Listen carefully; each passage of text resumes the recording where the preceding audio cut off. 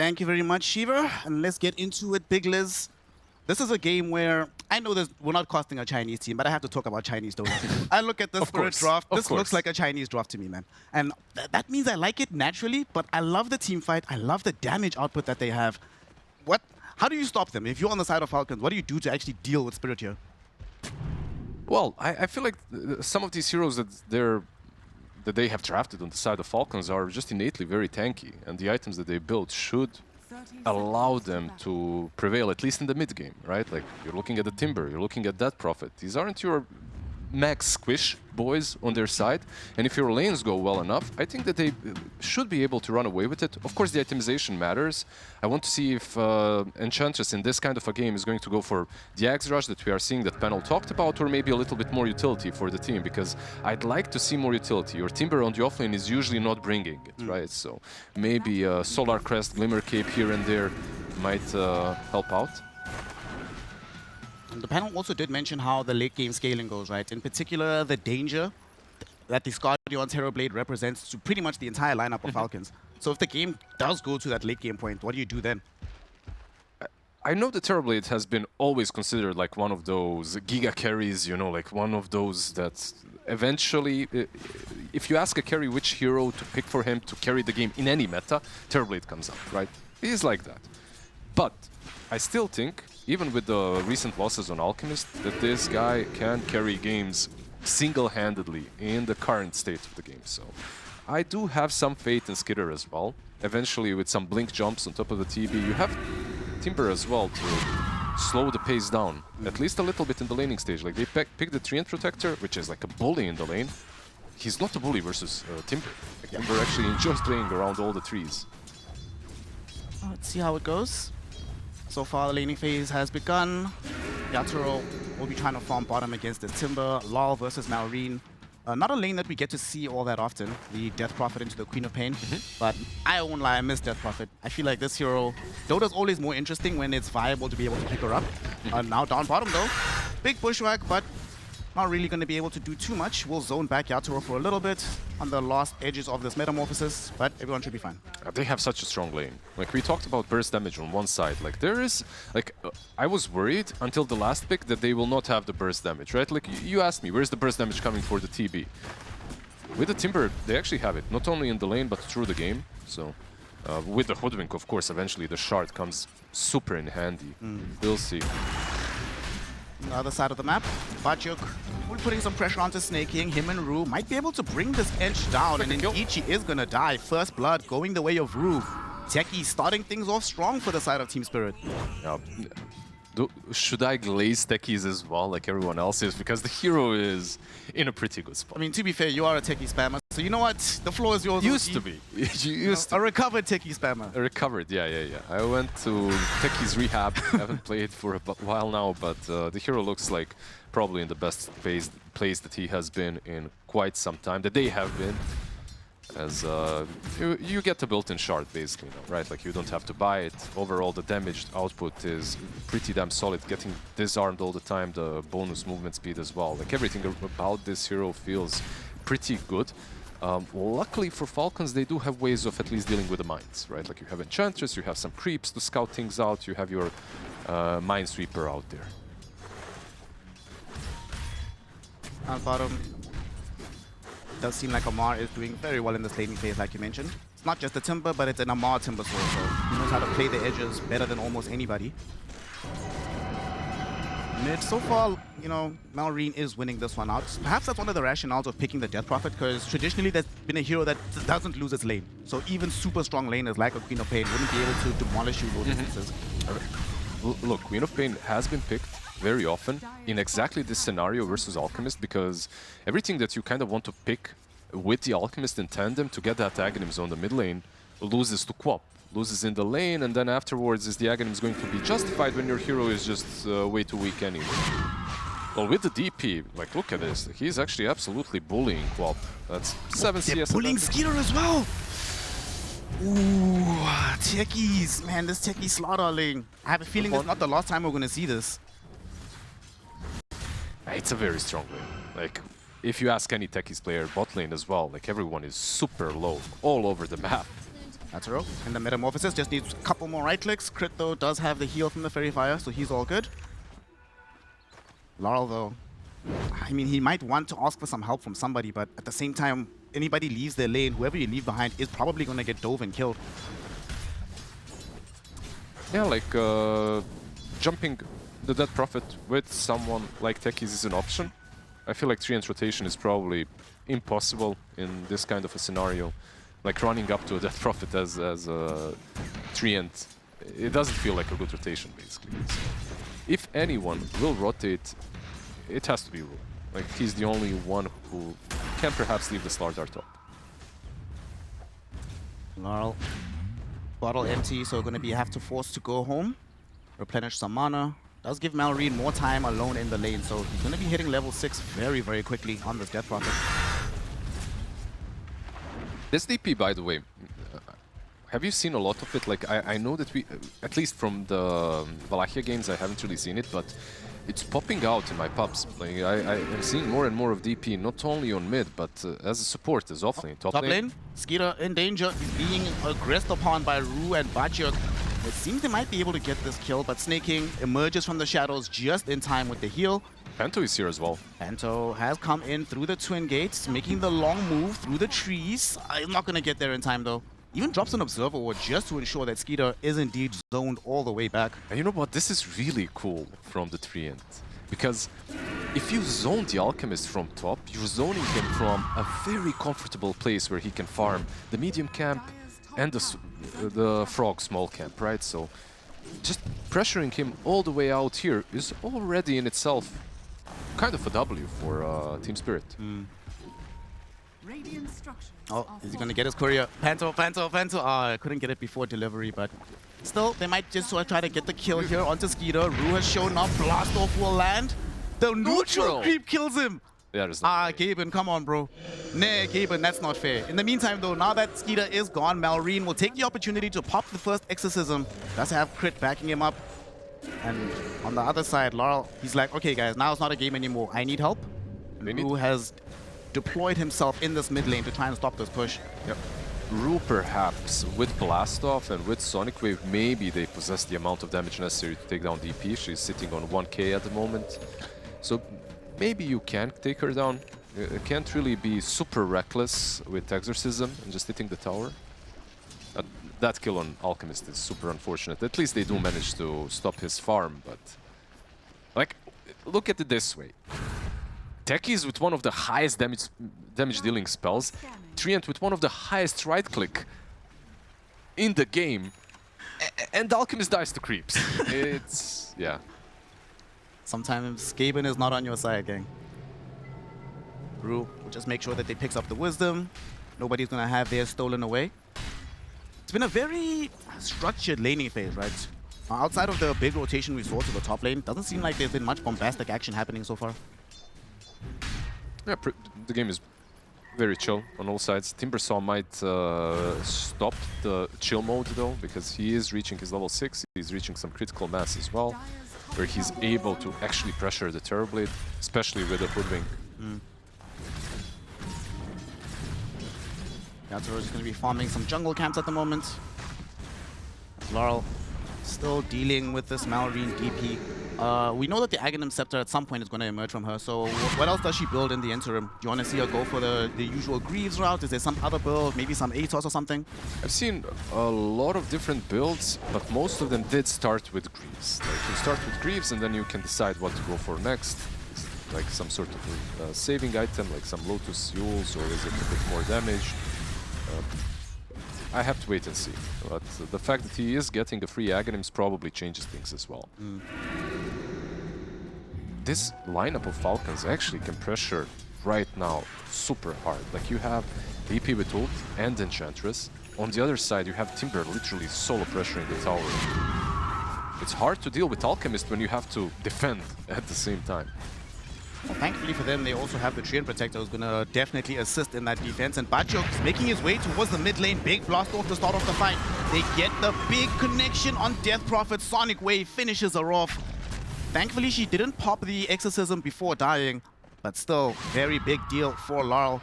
That's going to stop some of this pressure that was just flowing into the mid lane. Oh, absolutely. Beautiful kill. Beautiful rune as well on Techies. And Techies resurrected after the missed Alchemist kill. He gets the DD, gets the amount of damage needed to take down the VP. Most importantly, every time you stop a push, of course you're playing with a Treant Protector, right? Maybe not for long. Panto. Well, Timbersaw is the great tree chopper. He's going to demonstrate this skill. Yep. He did use the living armor, right? And your job right now, as the Treant Protector, is just to spam it off cooldown. It is level 3. Until you get the shard, which has been nerfed, basically that's your job, right? Like, try to delay the pushes and try to make sure that the towers stay alive for as long as possible. Well, using that window of opportunity while the Treant is dead, they're going to push forward into the tier 1 tower. Exorcism Ghost will definitely claim the kill. Although Rue almost denied it. Almost denied it. Yeah, it was close. It's not the old Techies with 27 base attack damage, so he's got 65 that he's working with. Could have gotten it. Didn't get it this time. Of course, this combo of Death Prophet and Enchantress is old school. Like DP Eng, DP Chen, DPA with any summons that can tank the tower basically is always going to feel nice. Yatoro could be in some danger here as the Hoodwink was thinking about starting to hit bottom, but Yatoro is just being zoned. Amar putting pressure on him, keeping him away from the wave. We'll see if anybody decides to respond to this. We do have Sonic Wave coming back off cooldown soon, but they might even need to bring the Slardar down to kill Amar right now. He's feeling very, very strong. Queen of Pain does have Sonic Wave, so if they make that rotation, maybe they have the damage. Yatoro, they're going on him. Blood Grenade drops down. Big pushback, but he gets off the Sunder onto Amar. Now Amar finds himself getting double-crushed alongside Snaking. Both of them destroyed by Laurel. Crit doing his best to run away. Moving in towards the path to this Lotus Pool, but they have the vision. Bacho got the amp damage, and Laurel gets the double kill. Falcons, they have a trap sprung on them, and they get punished heavily. Yeah, the trap called Sunder, I suppose, right? Like, they get the Sunder off, and they manage to get a pretty simple kill on the Timber, baiting him under the tower, baiting that dive. I guess they expected that the lockdown would be there, that the lockdown on the Terrorblade or the damage would be there to take him down. Unfortunately, they don't have Sharpshooter just yet. With the Sharpshooter, Terrorblade is sitting on like, what, 800, 900 HP right now. With Sharpshooter, that's a certain kill. They need to find levels on Hoodwink first, though. Yatoro getting stalked by Amar right now, trying to find some quick revenge. Yatoro has backup, and they still have the Sonic Wave. They did not expend that in the previous fight. And Amar probably realizing that this might not be the best place to be, but it's too late. There's the overgrowth coming in from Panto. Lol expends the Sonic Wave. There's the right-click damage from Yatoro. Nice quick pick onto Amar, who was the hunter, but he became the hunted. Yeah, they jebaited him. It was a really good jebait as well. Like, you could see Terrorblade running away and then going back into the camp, you know? I might actually farm this instead, baiting the Timber. And Amar had a good idea because there was no Sunder. He understands that the cooldown is still there, so maybe there's a chance to pressure the Terrorblade. Unfortunately for him this time, of course, the smoke was just perfectly executed by Spirit. Looks like the Falcons don't want to give up. They brought Malrine down bottom with the Exorcism. Timbersaw is going to join him soon. Do you try to defend this as Spirit, or do you just accept that all the ultimates are down, let them have the tier 1, let's farm elsewhere? You can always delay it. Like, maybe you cannot full-on defend and go for a full team fight, but delaying it with Timber, with Techies, some bombs, some Nature's Grasp, you know, it's good enough, as long as you're wasting the Exorcism and their time, because this is innately a super pressure-oriented lineup, right? With the Death Prophet, every lineup is. Slowly but surely, this is going to get there. Panto, of course, just spamming out these living armors. Very frustrating, you know. We hope that this would be over sooner, but with the last ticks of the Exorcism, they still do claim the tower in the end. Panto, unfortunately, also missing on a tower deny. They don't get denies, but they're still getting so much network. They're going to get Skeeter, though. Rue, he actually abandoned bottom, went through the Twin Gate. They hunted down Skeeter. Exactly. What I was leading into is this Slardar is filthy rich. Like, he is on top of the network even before this skill. He was above of the Alchemist, and now even more so. Like, what the hell are they feeding him? They're feeding him, well, not too many kills, but 6 assists. Like, he's been a part of every kill the Techies has made. And yeah, you can see in the network, been farming up a Storm as well, going for Shard next, which is obviously the main item progression, right? The Blink and Shard and Slardar. I mean, I feel like the impact that this lane has had, we'll only see it much later. We're already seeing it now, right? The knock-on effects. Alchemist, his game is delayed. That's going to delay all the Aghanims. That's going to delay progress on the map. And then Slardar can also break a lot of these movements before the Falcons can really implement them. Because that's one thing we didn't really talk about, right? Is for Falcons side, before they have, without Timbersword jumping into the fight or without a Blink Dagger on Alchemist, it's not that easy for them to start engagements on their own terms. Absolutely, it isn't. Like, this is the kind of a draft that starts things off on their own turn by pressuring objectives. It's like, the idea, you have to look at it a bit differently. Like when you're playing Spirits on mid lane, you have this poke, you go in, you go out, maybe there's some follow-up after from your team. When you're playing that Prophet, your job is simple. And it's kind of simple Dota. You show up next to an objective, you pop that ulti, and you force them to respond. Bot lane. Well, Vachuk took some of that advice. He also just popped his ulti onto crit, getting the bonus damage with the corrosive haze. And with Yatoro being in tow, they might start pressuring the tier 1 tower here. And they should get it, and they're not done. They actually smoke up immediately. Vachuk and the boys, they want to get something else even. Remnants of that smoke, right? Like they go behind, maybe they can even convert this into a mid kind of a play. Connecting with the Queen of Pain or staying with the Terrorblade is also an option. They have good vision here. Now they have warded up the triangle. Tier 1 mid lane is probably the next easiest objective to go for. We'll see crit. Wandered into Panto's range of vision for a moment. Vachuk now would love to be able to jump back in, but crit from an Observer Ward should be able to keep himself safe. Unfortunately, it does mean sacrificing the tier 1 tower. We have so many woodland critters here, you know, the tree ant stalking you, the hoodwink on the other side as well. Just everyone moving through the trees, giving info, giving vision. You've got Amar just chopping all of them down. Like, I don't want to deal with any of this nonsense. It's Zentai meta right now. So how far are we? We still have the Radiance still to come from Skeeter. Hasn't been able to pick that one up just yet. It's only arriving now. Malrine pops the ultimate in the top lane. Let's be able to get this final tier 1 tower. He's basically following the script, right? But they might fight him on top lane. They have the Shard on Slardar as well. Gonna kill crit first here in the mid lane. Mal ended up hunting him down, and now there they go back. Vachuk gonna get the stun in tandem with the blast off. Malrine falling extremely low. They just need a little bit more damage here, and his life should be forfeit, and they get it. Vachuk stops the push, gets the kill on the Death Prophet. More further puts Team Spirit in a very commanding position here in the early game. Absolutely commanding position. All I would say because of the Slardar and the amount of farm that he's getting. Like he's been given a blink, he's been given a shard. Well, he took it. He wasn't given anything. But in this kind of a situation, if he only has a blink, that Prophet probably isn't dying that easily. So, a couple of really good moves, and just responding to what comes naturally out of the Death Prophet. These constant pushes everywhere. They need a Lotus, and Timber, I believe, is queuing it up next, so he will be the one buying Lotus. Of course, not only versus Slardar, but versus Treant as well, versus Squab. The Aghanims is a thing that you have to deal with. Like, you cannot let it take on every single hero. Another high impact play from Slardar, wandering into the Roshan pit. Yatoro there with the right click damage. So this should fall fairly fast. I mean, I've been watching Vachuk for a while when you are playing on, what is that team? Passion UA. Yep. Right? Costing him a while there as well. And one thing I've loved about this guy is not just that he's aggressive, right? But he seems like he always knows which play to make that will disrupt the enemy team the most, right? His positioning in terms of where he is, even if they lose a fight, very rarely will kill him and feel better about it in the outcome. And now he's moving forward after picking up that Aegis with the help of Law, or Law got it. Vachuk gets another kill. Crit will go down. If he's that kind of a player, then Slardar is one of the more natural heroes to play. You know, just constantly jumping the backlines, constantly catching heroes off. It's like one of the easiest heroes to initiate with, and you know, with the BKB, get out, reinitiate.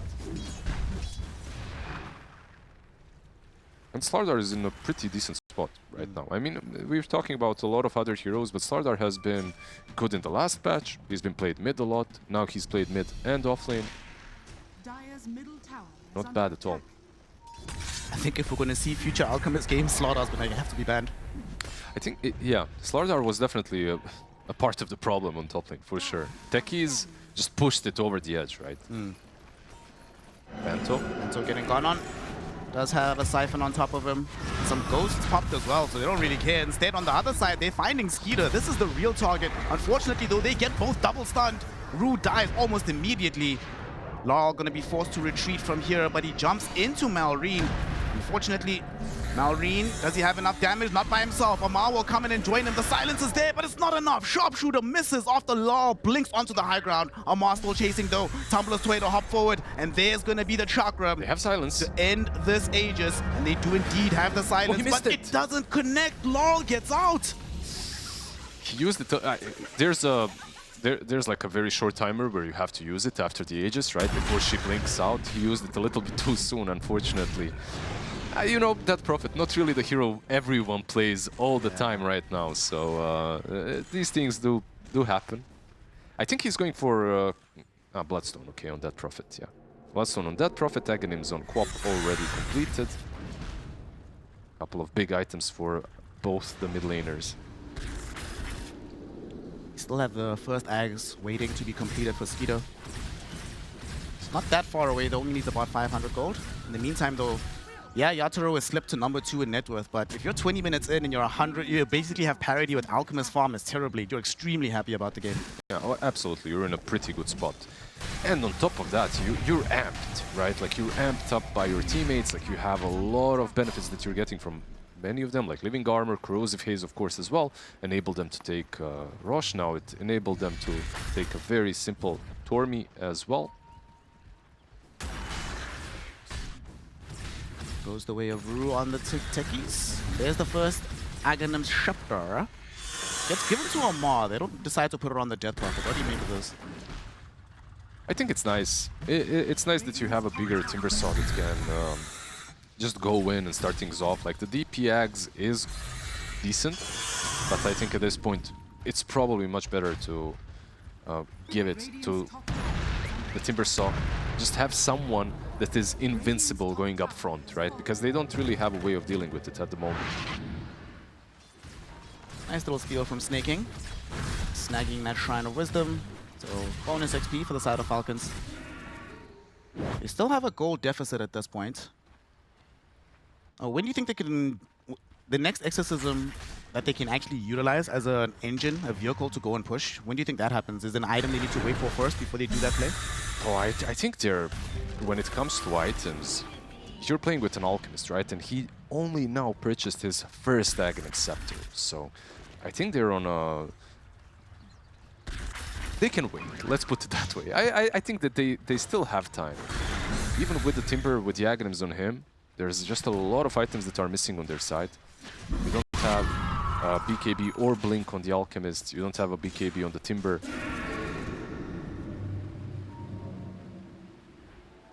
This is like the conundrum that you get into when you're playing an Alchemist, right? Like, you have to wait for him to give the axe, to give all of this stuff to his allies, but then he also needs to find a Blink and a BKB at least, right? For him to be able to fight.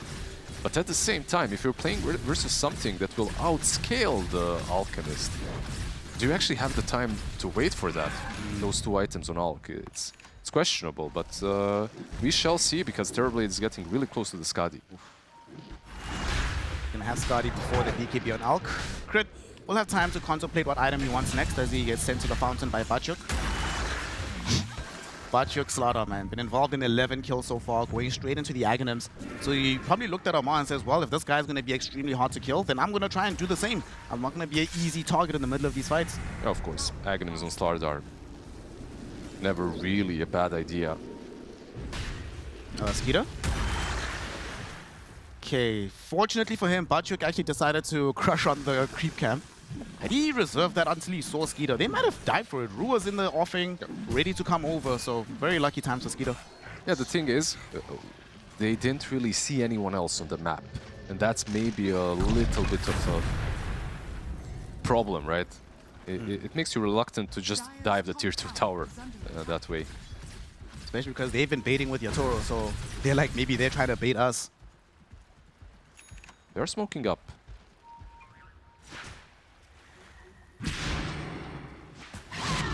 There's the Blink, by the way, on Alchemist. He doesn't have the BKB, but there's a Blink at least, so he can get into the fray at least. Don't really have great vision though on where these Team Spirit heroes are. Mid. Pretty much all going to be able to escape. Mid lane, though, they come in onto Bachuk. He does have a BKB, but not going to be able to pop it. But chain disabled, brought down 100 to 0. And Crit making ample usage of that big sharpshooter, getting the damage out, scouting him with the bushwhack as well. That play pretty much all belongs to the Hoodwink. Yeah, considering he initiated with unstable concussion on Alchemist, maybe you could say the Slardar had a millisecond to pop that BKB and try to maneuver away from that, but still it was pitch perfect smoke initiation.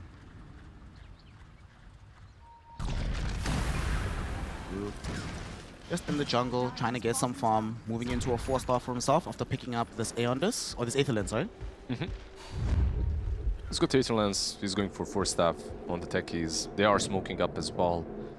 It's like, it's kind of hard to be on the map if you're dire. Skeeter. Not again. Not like this. Blast off jump will be there. They will be able to blow this man up. Nice little stun to at least try to hold things off. Unfortunately, Yatoro is revealing the Eye of Skadi, bringing Skeeter slower and deader. Amar now also being scouted out. They have vision of him with the corrosive haze. He's definitely going to be in trouble here. He's all alone, and he knows that Yatoro and them are on the way back. Bash will cancel out the Timber Chain on the high ground, but he still does at least have the Tumbler's Toy.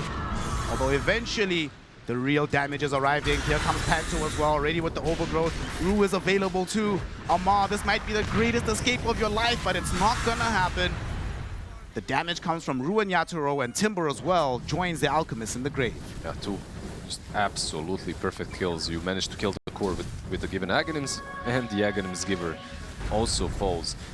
They did use meta, right? Like, that's maybe a silver lining for Falcons if Roche doesn't respawn too late. Maybe they can fight around the pit without the meta, but it is... what? You've got 70 seconds now without it? Maybe? Yeah, but Roche is up in 70 as well, so the meta will return first. They'll be ready to fight around that area. Unlucky. What can you do? Skeeter, gonna go for this BKB. You and I yesterday had a discussion about this Alchemist, and you firmly believe that it needs to be 2 minimum in the Aghanim Scepter department.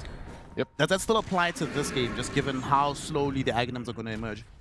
I still feel that his power spike is best when he gives 2 Aghanim Scepters. I feel like you get more damage, you get more farm, like it just feels supernatural for your game alone to give out 2 Aghanim Scepters. However, when you're playing in a game such as this one, or that we saw yesterday, the tempo is just forced on you that you don't have the time for it. Like, you just have to go for it. If they're in full control, if he gives this Aghanims to the Timber and they're just in full control of the map, then you can maybe afford for the secondary one.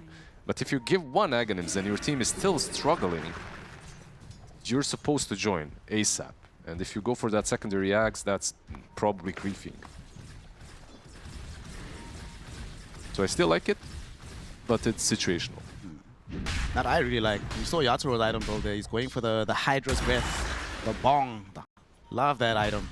And he built it yesterday on the Terrorblade and dealt an astonishing amount of damage after he got the item. Yeah, I don't know. I've been griefed way too many times by Hydra. But you're trying to grief Malrine now, though. Finds him with the Crush. He will pop the BKB on the Slardar as well. Wants to chase down this Death Prophet. No, all the Spirit Siphons and Lotus Orbs in the world will not help you. Malrine brought down by Bachuk. And Snake King showing up as well alongside Skeeter, and both of them very quickly realizing we do not want this fight. We need to get the hell out of here. Yeah, one thing that I am seeing from Falcons is their only utility is on Timber, and that's the Lotus. Like, everyone else is just playing a game trying to be kind of offensive with the itemization. Enchantress in particular going for the Aghanims. Now she does queue up the 4-staff. I feel like a 4-staff, a Glimmer, maybe a Lotus on another hero saves your Death Prophet in this kind of a situation. Who was it yesterday that was playing the carry Enchantress? It was 9 class. 9 class, yeah. He also went for a... I mean, he went for a similar build, itemization, but skill-wise it was even wilder. He went for 4-4-0. 4-0, yeah.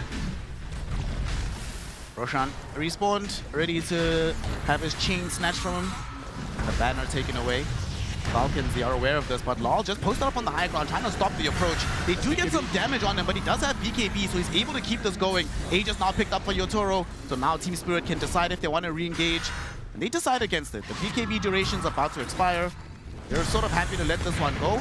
Ru will be the one potentially sacrificed here, but waste their time. Forces Armada pop a BKB as well, so that's definitely well worth it. Oh, super worth it with the case that they got the Aegis, right? But overall, for Team Spirit, you didn't lose a lot. It's just the techies, you disengaged. I think this is the proper way to play. Why? Because the BKB on Queen of Pain also got triggered very early on.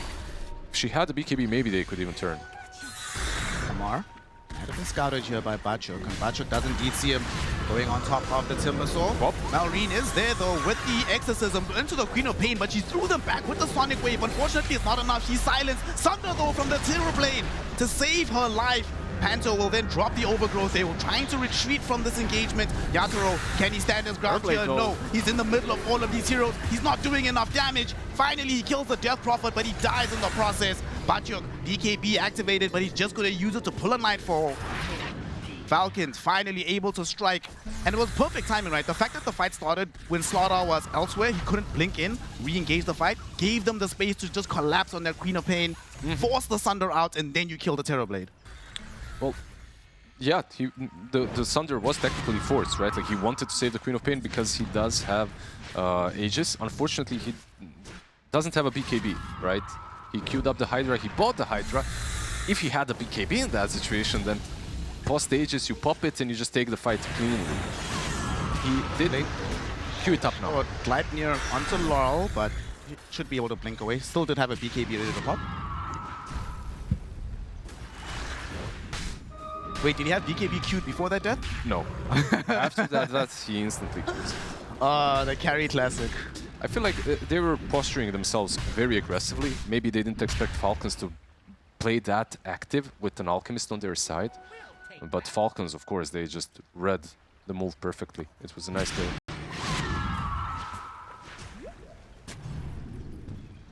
Falcons now don't have to worry about dealing with their Aegis for a while, and Skeeter does have the AC fully completed as well. Listen, I know we were talking earlier about like this Alchemist. If this Alchemist can carry this game, then I'm really a believer. I mean, the AC actually comes in handy. It's a very good item with all of their heroes good versus Slardar as well. Rooted, bottom, Laurel. Yeah, Laurel should be fine though. Shouldn't be too much difficulty. He'll just clean up some of these Ench creeps. But they smoke up. Skeeter wants to get involved. He's coming through with crits. He does have the full Gleipnir and the level 2 sharpshooter. They have so many mines here. Like, how do you fight into this area? You have to bait them off of the high ground. Coming on the side of Falcons, but Team Spirit has smoked too. They're gonna find Snaking first though. He's the primary target. Doesn't die just yet. Big Sonic Wave. Not enough to actually bring him down. He's still alive. Lol eventually gets him, but it's gonna come at the cost of Rue because now Skeeter has involved himself in the fight. Bachuk though finds a huge crush. Malrine and Skeeter are gonna be forced to retreat. Yatoro helping to rip the Death Prophet apart. Crit throws out the sharpshooter, but he dies very, very quickly. The fight's being split up in multiple directions. Skeeter trying to TP himself out. It gets cancelled away. Bachuk's gonna follow up as well onto this Alchemist. He is definitely gonna go down here. Cannot take anybody with him either. Laurel finishes him off, wins the team fight for Team Spirit, and allows them to go and take a free Tormentor as a reward for their efforts. That fight, it looked like it was the perfect bait from Snaking, right? Like, you're baiting on the Enchantress, Sonic Wave gets used on you, like everything, and you almost survive, but you buy enough time for your teammates to jump the backlines. It still doesn't work. I feel like one of the things that's happening to them is similar to what happened to the Terrorblade before. It's Death Prophet is perhaps dying a little bit too quick. Greaves, great. Bloodstone, great, but they still out-damage it. It feels like something like the old school Yules could have helped her here, or maybe a BKB for her of her own as well. We'll see. For now, she's got a BKB queued up. Yeah. Team Spirit back with the net worth lead. Yatoro also now does have a BKB fully completed for himself. The really scary thing about that fight, not only how quickly the Death Prophet was dying, but how little impact Skeeter was having in terms of his own damage output. As soon as they got that first kill, it felt like he just ran out, couldn't do anything more. Yeah, I think he's more of a, like a side core at this point, you know, like an additional carry, without that secondary agonies at least, but let's see, mid lane. Snaking is there, potentially baiting, but they're not going to jump him just yet. We're 15 seconds away from Exorcism, so this could be a great moment for Team Spirit to fight. Not having to worry about the damage output of Malrine. But they can't find a clean jump just yet. That being said, though, he's moved very far away from his team. He's all alone. Malrine! Oh no, he's just dead to rights. Very easy kill. They also got Skeeter. He was channeling a stun. He's not gonna self-stun, but he might be forced to BKB here. But yo, he doesn't BKB, he might die. Does have to pop it, gets himself out, so he's gonna be okay for now. Laurel gonna get caught inside the Gleipnir. Bacho trying to jump onto Snaking. Snaking gets forced off onto the high ground, but can do nothing about Laurel jumping in after him, throwing out the spell damage and killing off the Enchantress. This Queen of Pain, man, what a hero. Not only the Quap in this scenario, like they forced the BKB. It was a bit late, it looked late, but he was waiting for the Overgrowth. The moment he uses BKB, Overgrowth gets used, but he got Lotused as well. Amar was on point, but they're just using all these defensive tools just to get out of problems. They're not using them in a way that, okay, we're jumping and we need a BKB to get a kill. Like, without the BKBs, I don't think that they could take these fights. Feels so strong that just going high ground. Bachuk again gets a multi-hero crush. They bring down Crit super fast. Force out the BKB from Amar. Zone him away from these barracks. Can't do anything here. And they actually might try to kill him. Probably doesn't die. Can Timber Chain away. So he's cool. Yatoro, though, not concerned in the slightest about this Timber. So he wants buildings. And he's gonna get them. Tier 3 already fallen. Rain Drax will be what they settle for now. Yeah, he also doesn't have meta for a minute. Woodwing. Yeah, she's up in 20 seconds, but she also has buyback. They could have defended this, so probably for the best to be disciplined to go back. They're racking up quite a lead. They're 8k ahead now, and a lot of items are still kind of in the shop for them. You know, they can buy them. They have the gold, or almost have the gold. Techies is queuing up a Hex. He's on 4.4k gold. Like, it's a massive benefit to the team if he can get that. Queen of Pain as well. I knew you guys were talking on the panel. They were talking about Skadi. Yeah. By the way, on Terrorblade. But Krella is also pretty good on Quap, right? Like, another additional way of mitigating all the heals on the other side. Lol's not that far away from having that. Ru actually has the 4 Hex completed. Oh my gosh. This Techie Zero, man, maybe I'm a believer. I'm seeing some good stuff here. Yeah, this particular Techies, for sure. If I could play like Ru every single time, yeah. In this game.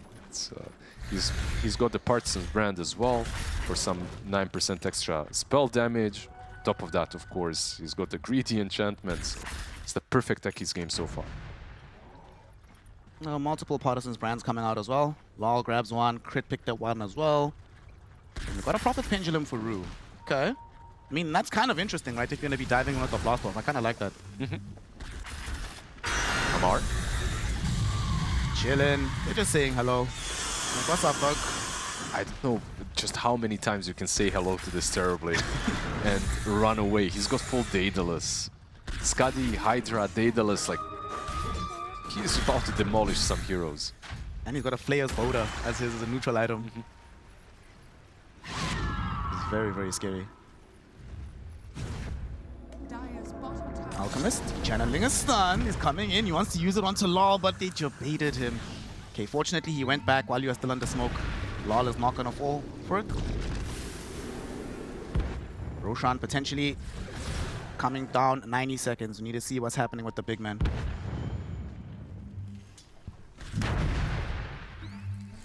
They're still playing the map, you know, like they're still playing the map pretty well on Falcons. I feel like when you look at the net worth, of course it's an Alchemist game, so it doesn't really paint the full picture, but they are getting some farm. Enchantresses, good 4-staff, Axe, mid lane, yep.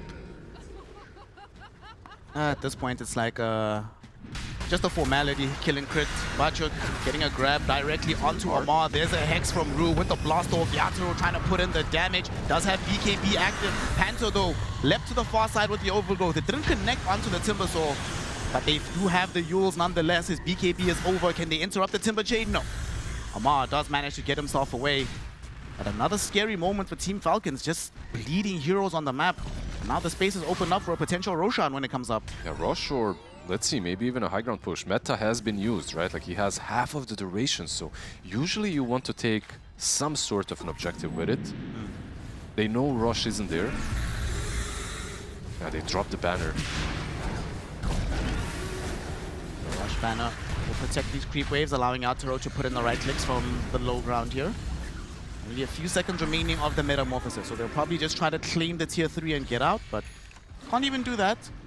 But it's all good, put a lot of pressure onto the tower. So it'll just take one more move to bring it down. And now the path is cleared for Roshan. Path is kinda clear, but they know you don't have meta. Like for Falcons, this is probably the best timing that you could hope for to go and take a fight. They seem to agree with you. They're smoked up right now. Moving in, but Laurel positioning himself to try and break these smokes, get the vision. Indeed, the smokes are broken. Although he still gets shot. Goes caught with the silence, hit with the bushwhack, and now just killed off. To make matters worse, he popped BKB on the last second as he was dying. Oh no, that was a nighttime situation. Just he lacked that little bit of extra vision from that movement, from that position, to allow him to see them. There's no buyback. This could be a free rush. Okay. Slardar in the back, already initiated. Maureen gonna be forced out the pit for now. They're hoping to find a pick off or two first. Bachuk able to bring down Crit. So they have lost out on their Hoodwink. All of a sudden, they don't have the numerical advantage. Hex out onto Amar. Be fine for now. He's actually diving into the fight. Amar, okay, right next to Yatoro and Panto. But they back off. They don't want to force this fight just yet while Roshan is moving around and while they don't have meta. Now though, meta's back. The meta's returned. Amar went back in, trying to say hello, but this time around he doesn't want to hear it. Yatoro putting in the right-click damage. Bachuk waiting in the wings to try and get one more crush, but doesn't even need it. Drew was there with the Hex, but beautiful force-off from the side of Falcons to save his life. Skeeter got used immediately as he jumped into the fight. There's a Sunder onto Snaking. Snaking, one more right-click, and he's gone. Bachuk on a dominating streak. Amar needs to be careful. If he got crit there, he might have actually died under the corrosive haze. But he was fortunate enough. He didn't get the big boy damage coming out of the Terrorblade. Dude, Amar is such a beast on a Timber Saw. Sometimes a little bit too beastly for his own good. Like, his team was literally on the other side of the river as he's going into them. Like, 1 against 4, basically. But they delayed Rush well enough. They have meta up, they had meta up, that is. And with the Queen of Pain, this should still be very free for Team Spirit. So, all things said and done, they kind of come out the top. Shards, cheese. This is a big power spec for Team Spirit right now. Also about to pick up that Disperser for the Terrorblade. So that's going to be his final item to round out his build. Certainly will become, as was said, the main character of this game. And, oh, Skeeter, damn. Brother's been relegated to a supporting role. Might even just be an extra in this movie. Because every time he shows up, he's just immediately forced to back up. Yeah, his job, I believe at this point, is to just stick on top of the target and make sure that it's disabled for a longer time. Like Queen of Pain in the last fight, right? Like the main reason why they did manage to take her down in the end was the Basher, was the Abyssal, the Alchemist just jumping in, making sure with the stun of his own that she's controlled for long enough. Radiant are scanning. Said Queen of Pain is angling in towards getting an Octarine core next. Yeah, I feel like most players have pivoted towards this Axe Bloodstone, and I'm seeing more of the Krella's Crozier. At the beginning, the item, honestly, to me, it looked like sort of a meme, right? A little bit of a meme. But, yeah, in some situations it isn't. Timber? Amar doing Amar things.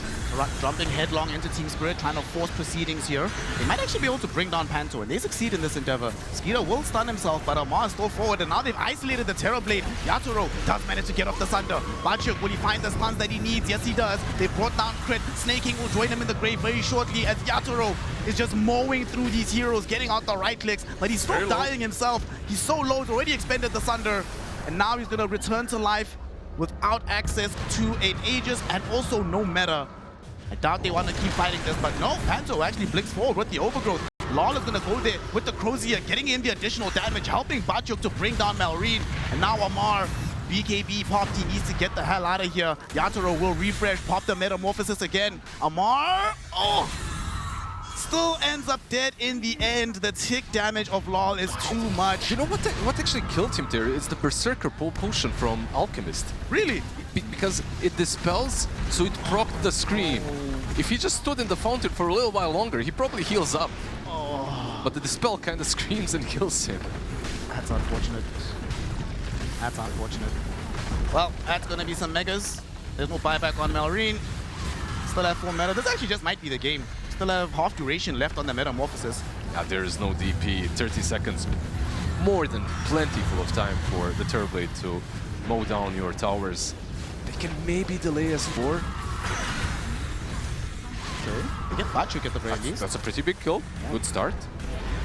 This is probably going to zone back the rest of them. Alchemist jumping forward, trying to bring down TB, but he will pull a Nightfall. Okay, he gets bashed up. TP's cancelled. Now he wants to stand his ground though. Look at this Terrorblade go. He's putting out so much damage. Sonic Wave will be there as well. Onto Skeeter on the longest of ranges. And they get the kill on the Alchemist. He's down for the count. No buyback available. Snake him joins him in the fountain. For the rest of Team Spirit, now they're like, well, we wanted to leave, but okay, if you want us to stay, we'll try. Now Rindo jumps in, gets a big silence out onto Panto and Yatoro. Kills on Panto with the help of Amar. Now Yatoro is the one that's falling low. No Sunder available. He's being chased down right now. They really want this kill. And the sharpshooter from Crit gets the big hit from the high ground, able to bring down the Terrorblade. Massive amounts of gold going his way as well. Maybe he just held, right? He gets away from the Gleipnir. Manages to blink away from the chase of Amar as well. So Queen of Pain will be fine, but Falcons, by some miracle, they held the base, bang. But the one problem. They had to pop a... No, they didn't. Did they glyph for this? They did, yeah. The glyph is down, which is a problem. It is a bit of a problem, of course, whenever you're playing versus DB or anything that hits towers and objectives quickly. But you know what? They held. They live to tell the tale. Maybe they have another fight in them with the Alchemist. He's level 25. He's going for the Swift Blink, so anything can happen if they find the right initiation. Of course, currently the game is in dire straits, right? Like you're playing versus Mega Creeps. They do have heroes that can defend against them. Terrorblade is... Timbersaw is not that bad if he's alive. You know, high key, even if they lose, I think we could make a very strong argument for Amar being the game MVP. Yep, both offlaners really, on both sides, right? Oh, yeah, On for sure. one side, Amar, in a losing game, he's doing quite a lot. On the other, Slardar, I would argue that he is kind of winning this game. Yeah. With all the early game aggression.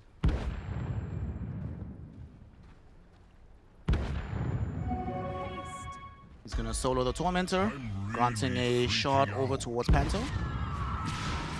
Get those eyes on the forest. How the mighty have fallen, man. Like, this was literally the only shard, no, not perhaps the only one, but one of the few shards that you insta-queue up, pop.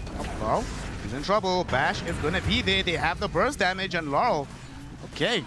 You see the impact of that Abyssal Blade.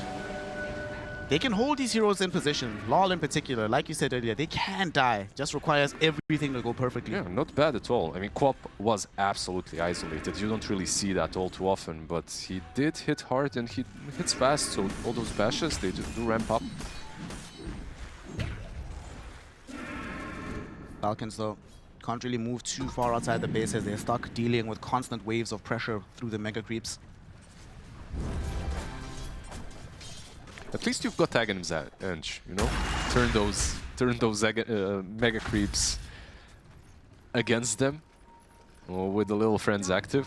I mean, you know, like, everything helps, every little thing. Timber actually chasing after the Slardar. What a mad lad. They want to smoke up though on the side of Falcons. They would like to be able to take a fight. Mid lane is pushing. Maybe open up Roshan, but yeah, like you said, it's like, oh wait, the creeps are at the tier 4s. Yeah, guys, we gotta go home.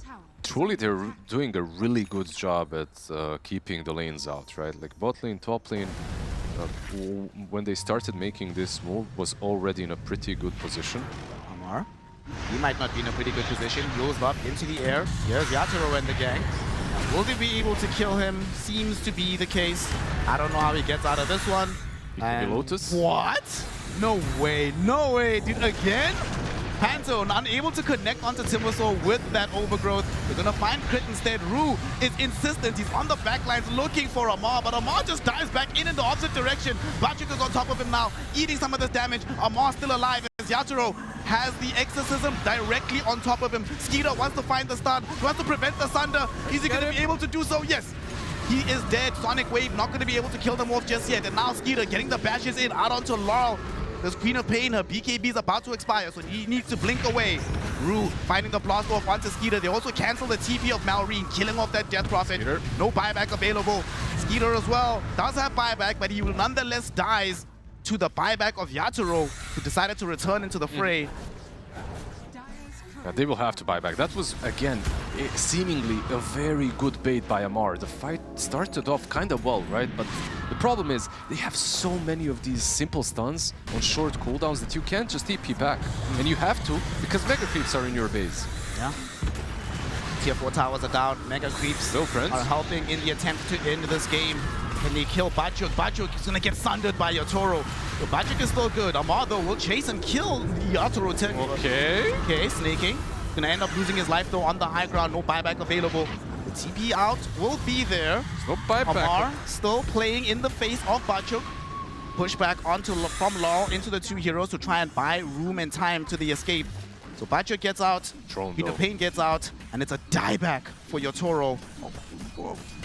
Kind of on his own decision, right? Like, once again, I feel like he is being, considering how big of a giga carry he is in this game, he's being very wholesome and sacrificial. Like, down bottom, he used his Sunder on Cop to save her life this time around as well. He uses Sunder as a saving grace, and I mean, this time around, because of the fact that they have Megas, they probably will not be punished, but it's a dieback on your position 1 terribly. It never feels great. It opens up doors for all kinds of things for Falcons. They weren't having difficulty enough killing Amar before. He now has a full heart. Amar Timber. I mean, he told us himself, these are signature heroes. You know, it doesn't matter where they are in the meta. If you're really good on them, you can always find space to have a big impact. He's just been maxing this hero very well, right? Like, he's baiting out all sorts of spells, all sorts of moves as well from Team Spirit. It's creating chaos. Who just popped BKB.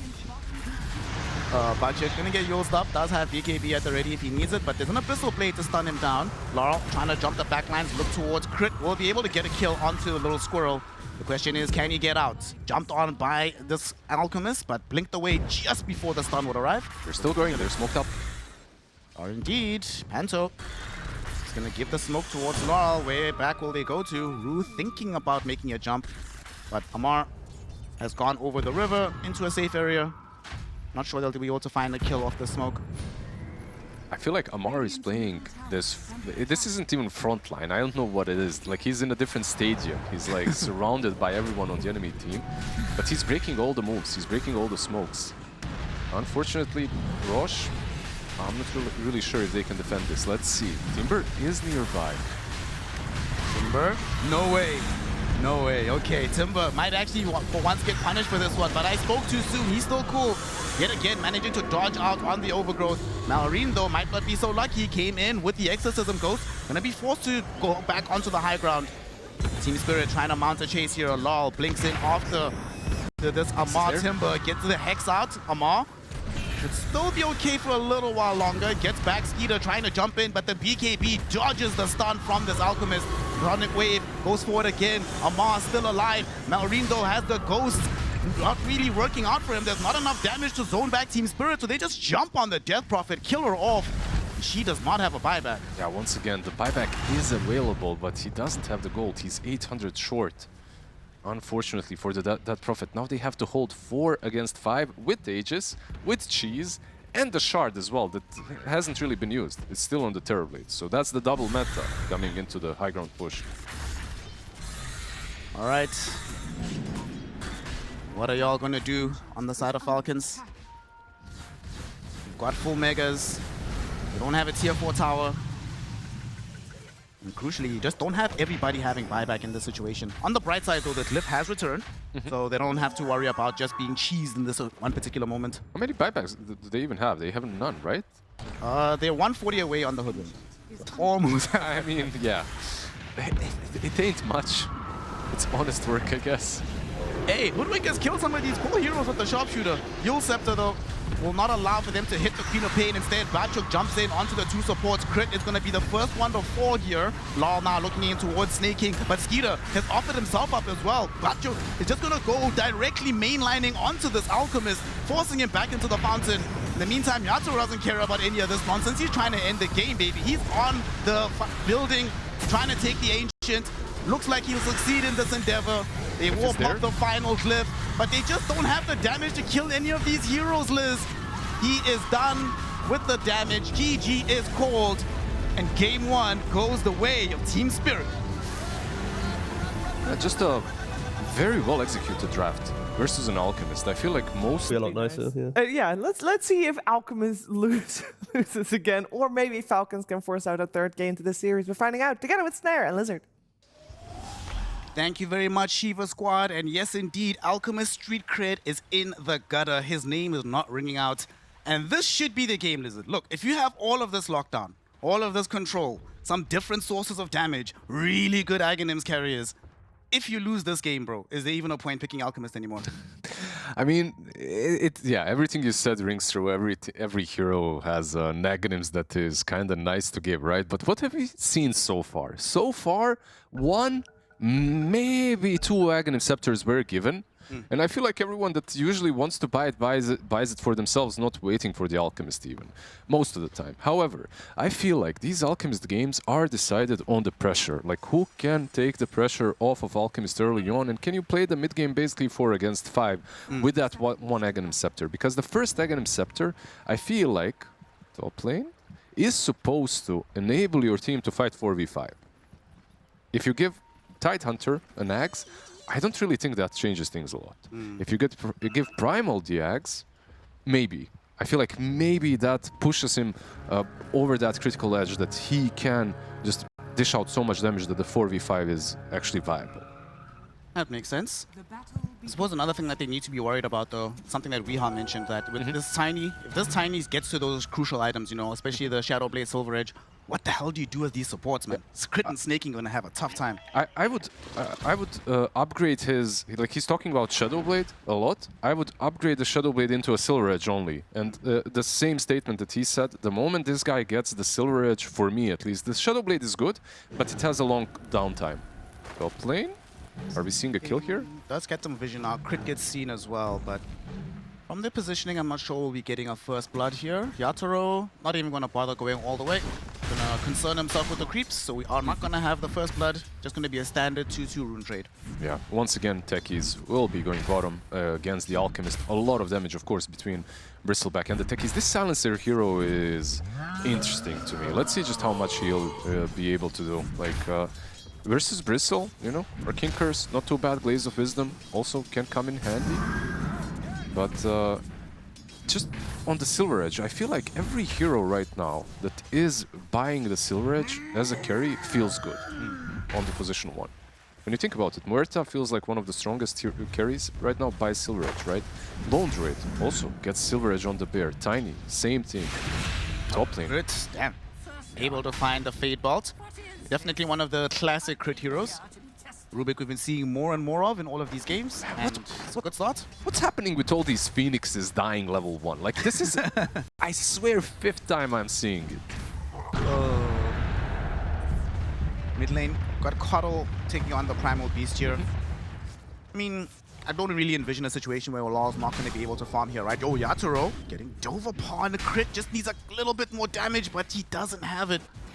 Tiny able to get away, heal up, but still so much pressure being applied towards Yatoro. And speaking of that Silver Edge that you were mentioning earlier, the longer you can delay that, the better a game you can have as these two supports. Oh, absolutely. Especially as these two supports, right? Because they are food. They are the two heroes that he will be hunting down the moment he gets there. Down bottom, we also have a hunt of the Silencer on Tech. He's not going to actually happen. Silencer level 1. Arcane Curse plus Blood Grenade, that's your big damage dealing thing, right? On bot. Unavailable for now. But speaking of pressure and speaking of items, you know, like it's always interesting to see what Coddle goes for on the mid lane. Right now he's being bullied a little bit, but nothing really crazy. This is a kind of a matchup for Coral. I feel like in any single matchup you should be making stacks for yourself, and I expect him to make some. But this matchup, honestly, like you can even play without stacks. Like this is one of those that is pretty simple for the Keeper of the Light. You see down bottom, Bachuk playing on this Bristleback, having a decent time in the lane so far. We of course saw yesterday what MOUZ was able to accomplish on this Bristleback hero. Fortunately for Falcons, they do have the Aghanim's on the Primal at some point with the break available, but it could still be quite scary dealing with this young Bristleback, given that if you look at Falcons, it's not like they have an overabundance of burst damage to deal with him. Yep, you do have, like you said, you do have some nice things. Eventual Break, Arcane Curse on him, not too bad, some minus armor from the Tidehunter. You know, these things, they can stack up. They can come together, and he's playing a very different hero than he played in game number 1, right? Like in game 1, he was all the initiation, all the initial burst. Right now, he's just your casual tank. Runs in there, gets all the aggression, and tries to start things off without any stuns. Skeeter, of course, is very happy that he's not playing into the Slardar. You and I were talking about it when we saw the draft and we saw they banned Slardar. It's like, yeah, they're gonna try. Is he happy? And he might not be happy right now, though, as he's being aggressed upon by Bachuk. At least he's getting CS, and at least he hasn't died yet relative to game 1.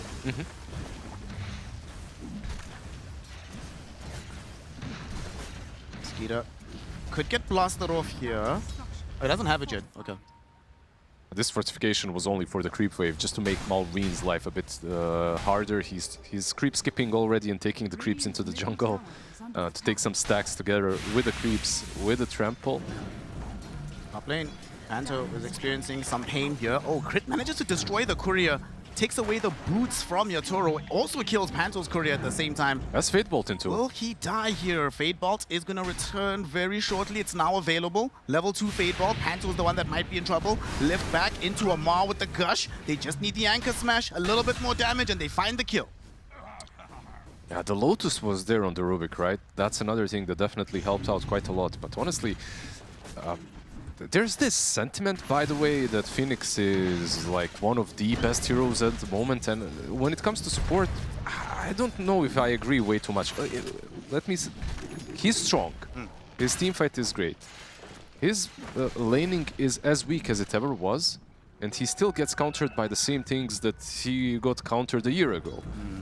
And if you look through the patch notes, he just received one nerf after another. Like 6% burn damage got made into 4.5% burn damage. He lost the miss chance as well on the Fire Spirits. I feel like Phoenix is one of those generic heroes when you don't really know what kind of a support to pick. You just go for the Phoenix, yeah. Some casual team fights, some heal. It's just generic. It gives you a lot of things. Doesn't excel in anything but damage. This is why you've been an advocate of just putting the Phoenix mid. Juice him up with the levels. I dabble. Malreen, he's still chilling. Very, bottom. very relaxed early game, but bottom, they might try to do something here. He's got Arcane Rune. You have this lull. Portal showing up. He's gonna try to dive forward, but they already clocked the movements. Falcons, They very safe right now. He's still gonna try, but nah, I don't think they're gonna get them. They're too far away. Yeah, Yatoro though, Yatoro! One more gush and he might actually die. Amar just needs the Anchor Smash, closing the gap. Got him. Nice kill. All they needed was the lift and a little bit of that fight around the Lotus pool again. Like it just baits carries. Let's see if they can at least pressure the bottom tier 1 tower. Like this Coral rotation didn't work out, unfortunately, for them when it comes to getting kills. But if you take down the tower, that's already not too bad. However, I gotta say, Keeper of the Light from the mid lane is very tempo-oriented. And it's literally one of those heroes where you have to do well in the early stages. Like, he doesn't scale too well if he isn't getting kills, if he isn't pressuring the map. Snaking TP's out. He was trying to go and steal the Wisdom Shrine after having vacated the bottom tier 1.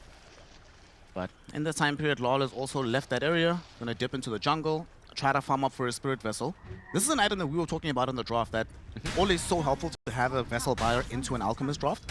Yep. So I like the idea that they're saying, you know what, it might take too long for the Phoenix to get there, so let's just rush it on the Coddle. A good item on that hero anyway. Yeah, You often like to buy it regardless. Exactly. It's one of those core items on Coddle. Gotta say though, in this game, like Vessel, of course, it's good, but they do have some things against it. And overall, Coddle, like, that's why the Tidehunter, one of the reasons why it was last picked, right? Like, it's one of those heroes that doesn't really care all too much about the Solar Bind or about the Vessel. Like, he's got a Dispel, like, he can get rid of those. It's still a nice burst if you can utilize it in an instant, but overall, he's a good hero into Coddle at this stage. He also helps with something that you were mentioning in the previous game, that you know, Skeeter was often being the one that's forced to start the fights, but top. Now, Arena and them, they want to start the fight onto Panto, and this Phoenix, he's already committed the dive, so that's very difficult for him to get out. Yatoro, though, will find the toss. Malrine might have overextended here. Lol can't hit him with the Illuminate. The angle was not the right one. Amara's here as well. No Ravage available, but he's still a big, beefy, tanky boy. He now levels up the Ravage, ready to pop it at a moment's notice. Lol and Yatoro, they just want to get the hell out of here. Blue is here as well. There's the Ravage, connects onto 3. Snaking gets a big curse, and Malrine charges back in. They find the kill onto Lol. With the trample, they're also going to be able to bring down Rue. At the very least, Malrine does die, so some revenge is gained for Team Spirit, but Yatoro looks set to join his allies in the fountain. Crit sends him there with the Fade Bolt. Dies himself, but certainly a worthwhile trade. Team Falcons take a strong skirmish in the top lane. Oh, that's a beautiful Sunray right there. He knew that there's no way he escapes just by walking versus a phase boost Tidehunter. He has no boots on Phoenix, so baited him on the high ground, used the Sunray on the low ground. Very nicely done. They got Rubik in the end as well. I believe the tower hits helped out a little bit. Overall, I'd say this kind of a trade does...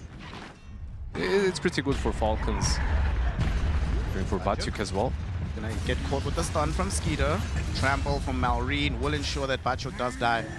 Now that is very, very good. Not just getting that kill, but involving Skeeter, because Skeeter was chilling bottom farming while that massive fight was happening in the top side of the map. So he's the only one that wasn't involved. He got net worth, and now he gets extra experience and net worth from this. Yeah, I love to see an Alchemist early on join. I don't think that this hero is actually that weak.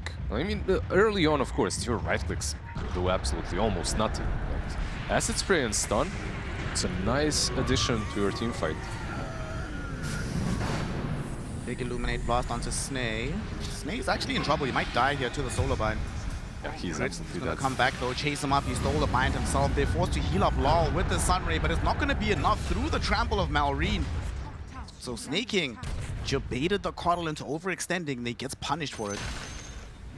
3 brain drains for the Silencer so far. Not too shabby. But I gotta say, like already 1-2 for Coddle. It doesn't feel that incredible. You know, like this is the sort of hero that initially just dishes out so much damage. You want to be getting kills, not feeding them away, but 1-2.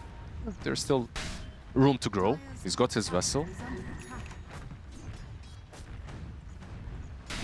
Do see that one of the problems that is going to be, you were mentioning earlier, that Batyuk, since he's playing Bristleback, not going to be playing that aggressive fight starter. They're pretty much locked behind waiting for Yatoro to start moving around the map until he decides to really get involved. They don't really have any control on their lineup. That's kind of true. Yeah, like you've got techies, right? And that's it. Like one problem as well that you have with these Phoenix, Coddle-esque heroes is like you have an insane amount of overtime damage, some burst damage as well, magic damage, but you have, like you said, no control. And like in general, they don't really have a lot of control. It's just the Tidehunter and the techies for now. Panto will see Amar throwing some fire spirits at him, but Amar doesn't really care right now. He's chilling. About to pick up his concentrated reps. That will make him so much tankier. And we almost have the Radiance. This is like a 5-minute increase in the Radiance time. We might have Batyuk killed off here. Skeeter comes through. He's going to participate in the kill. Crit is the one that gets the credit. But that's the Radiance now completes. 4 minutes, 5 minutes earlier than the previous game. Definitely a different set of circumstances. A different set, I would say, for their carry and for the position 4. Like, Crit is just loving this game. He's playing Rubik, he's 4-1-4, 6 permanent Curiosity stacks already. The Solar Bind just feels fantastic on him. It's the curiosity. I feel like this is one of the nicest additions to the Rubik. I mean, it's always fun having heroes that have some kind of scaling. Yeah. It's just Rubik. I feel like this hero is one of rare gems in Dota. Like, you cannot hate a good Rubik player, and whenever you see a good Rubik game, like, I don't know, there's just something about it. I like that this hero is in the meta, and I like him to stay there for as long as possible, even though he might seem a bit overpowered currently. Just a little bit, but it's fine. He's been underpowered for so long. We're just gonna allow him to Ravage stay in the sun. Panto gets ravaged. I mean, this makes sense to me because realistically, again, Team Spirit can't fight right now. So for Falcons, it's like, okay, Why not? why not? Do what you need to do, gang. Just go farm, Skeeter. Bottom tower is under attack. Yeah, killing this Tidehunter feels like a tall order at the moment. Mid lane, they have Blink. Yeah, they do indeed. Lol, they have the vision on him. Blink on top with the full pulverized. Bachuk cannot really do anything about this. You just have to watch as Lol dies right in front of them. Also a global silence that gets expended to cover the retreat of the Primal Beast so he can get out. Yatoro, nice toss back to try and evade the stun. The stun kill comes out, but Rue jumps in with the big blast off on the backside in tandem with Panto's Phoenix Supernova. They eviscerate Skeeter and Crit. Now Amar maybe wishing he still had the Ravage available, but not going to be able to do anything except watch these Team Spirit heroes retreat. Yeah, just a beautiful toss back, right? Like saving the day pretty much. Making sure that he isn't able to stun everyone up. Stuns himself in the end, Tidehunter. Hanging after him, Yatoro wants him. There's the blast off. Yeah, he's gonna have all the damage from Bachuk with the Quill Sprays. They eventually find the kill. Law gets jumped upon by Malrine. Pulverize was there. Eventually he does fall. They trade core for core here. But they're still playing aggressively as Team Spirit. They want to try and also make that a tier 1 tower push in this mid lane. Yeah, basically following the same script that they were doing in game number 1, right? Just pressure the map. Fight as much as possible before Aghanims are online from the Alchemist. Make sure to take as much breathing space, breathing room, just farming space from him and his teammates. Crit's also going to be going in for a Vessel in this game. I mean, you are playing into Coddle and Phoenix, so it makes complete sense to do that. It's just nice. I feel like because of Curiosity, you have different item builds now available for the Rubik. Like, you can go for the same good old Aether Lens, Blink, whatever, maybe even Greaves that people were buying. But right now, I feel like all of these applied dots, or like your Vessel, Essence Distiller, Glimmer Cape even, they just have so much value in Rubik, especially if you have Curiosity stacks. Like, Glimmer sometimes lasts so long that you can apply another Glimmer immediately after. He's going to go for the Shard first. So we're going to have to wait until we see if it's going to be the Glimmer, the Essence Distiller. It's very interesting, actually. So he went Vessel straight into Shard. Huh. Okay, let's think what shard spells are really good here that are good enough to maybe even justify this. Yeah, I'm trying to figure it out. I mean, besides the shard spells, of course, you get the lift, right? Like you have some repositioning, which can be nice. I suppose when the enemy team has this little control, any instance of repositioning is really going to hurt them in the team fights. Just a shard believer on his Rubik. At the same time, we can't really say anything. Crit is maybe the only non-Chinese Rubik player that can do what he wants when he's playing this hero. Absolutely. 16 minutes in, it's a 5k net worth lead for the side of Falcons. We're getting in some of these neutrals. Defiant Shell for Bachuk. Nice greedy Tumbler's Toy for Laurel. It's always useful to have a bit more mobility. It's nice, but so far this game has not treated him that nicely. He's TPing top, he has travels. Yeah, I don't have Blade or Blink, so they can't really start this fight anyway. Yeah, no real way. Maybe with Yatoro eventually, but no Shadow Blade just yet. He's 400 gold away from it. So with the Shadow Blade, maybe they'll be able to initiate on someone, toss him back in, start things off. But I gotta say, this Keeper of the Light, 1-4-1 at the moment, it doesn't feel like a fantastic game, and his itemization as well is forced. Like, this isn't the kind of an item build that you generally want on Coddle. You have to go for it. Like, he's going BKB after Travels, mostly because of global silence. He just needs to stay alive. Well, somebody wants to get a kill onto him. Malrine and the gang were hoping to find this Coddle. Instead, it's the Bristleback who's posting up on the front foot. We'll see if they still get a decent angle to dive in for this fight. As it stands right now, though, Malrine being very patient. And there we go, he showed. That's what they wanted. Global Silence expended as well. He is just gone very, very quickly. Amar's on the backlines, ready with the Ravage, but Lol actually buys back. Yatoro and them putting in pressure onto Amar. He will eventually pop the Ravage, but his life might still be forfeit. He survives with 40 HP. Eventually he dies after the Supernova is popped by Panto. Skeeter trying to run himself away. At the very least gets past the Supernova, but Yatoro chases him down, and they're still able to get the kill on the Alchemist. Malrine jumping back, forcing a dieback onto this Keeper of the Light, and with this trample, putting pressure in onto Yatoro. But Yatoro, the silence is finishing, the spells are returning. He does give away, though, the avalanche towards Rubik, who now lifts him back towards Snaking. Blood Grenade dropped with the Arcane Curse, and now coming back with the Pulverize, it's back off cooldown. Malrine able to get directly on top of Yatoro. The Tiny will go down. Panto has no hope of escaping this either. In the end, it's only Bachuk who survived this fray. Team Falcons win a very resounding team fight. That was beautiful. Global Silence was online, but also, of course, the Aghanim's on Primal Beast, and you could see the damage being dealt by him was pretty damn significant. 4.4k on the Primal, but also 3k on the Rubik, by the way. Second in command on their side, just absolutely blasting from distance. He did take Avalanche, but now keep in mind that Avalanche is incredibly good on Rubik. However, it's only level 1. Like, he didn't level it on purpose. So, unfortunately, the dieback on Coddle is just going to prolong the suffering. He needs to get his BKB ASAP, and it's going to be even slower. If they could get this Alchemist here and get away with it, if this was it, the end of the fight, the buyback maybe would have been worth it. But they overcommit, they stay a bit too long, and they get punished for it. When you're talking about how Lol is not having a great game on this Coddle, Malrine is having an incredible game on this Primal Beast. Pretty much uncontested. He's 7-1-5 right now. Blink, 3 Ags, concentrated reps, and not that far away from BKB. He's more than twice his net worth. Yeah, it's tough, bro. There's a couple of things that you never really like playing into as a Coddle. One of those is our heroes that get on top of you very easily, and that have a lot of damage, of course. And heroes like with built-in mobility, or heroes that just build Blink. Primal Beast kind of has both, so never too simple to play against. But also, they just don't have any forced control. I would even say that eventually it's a decent Ags Coddle game.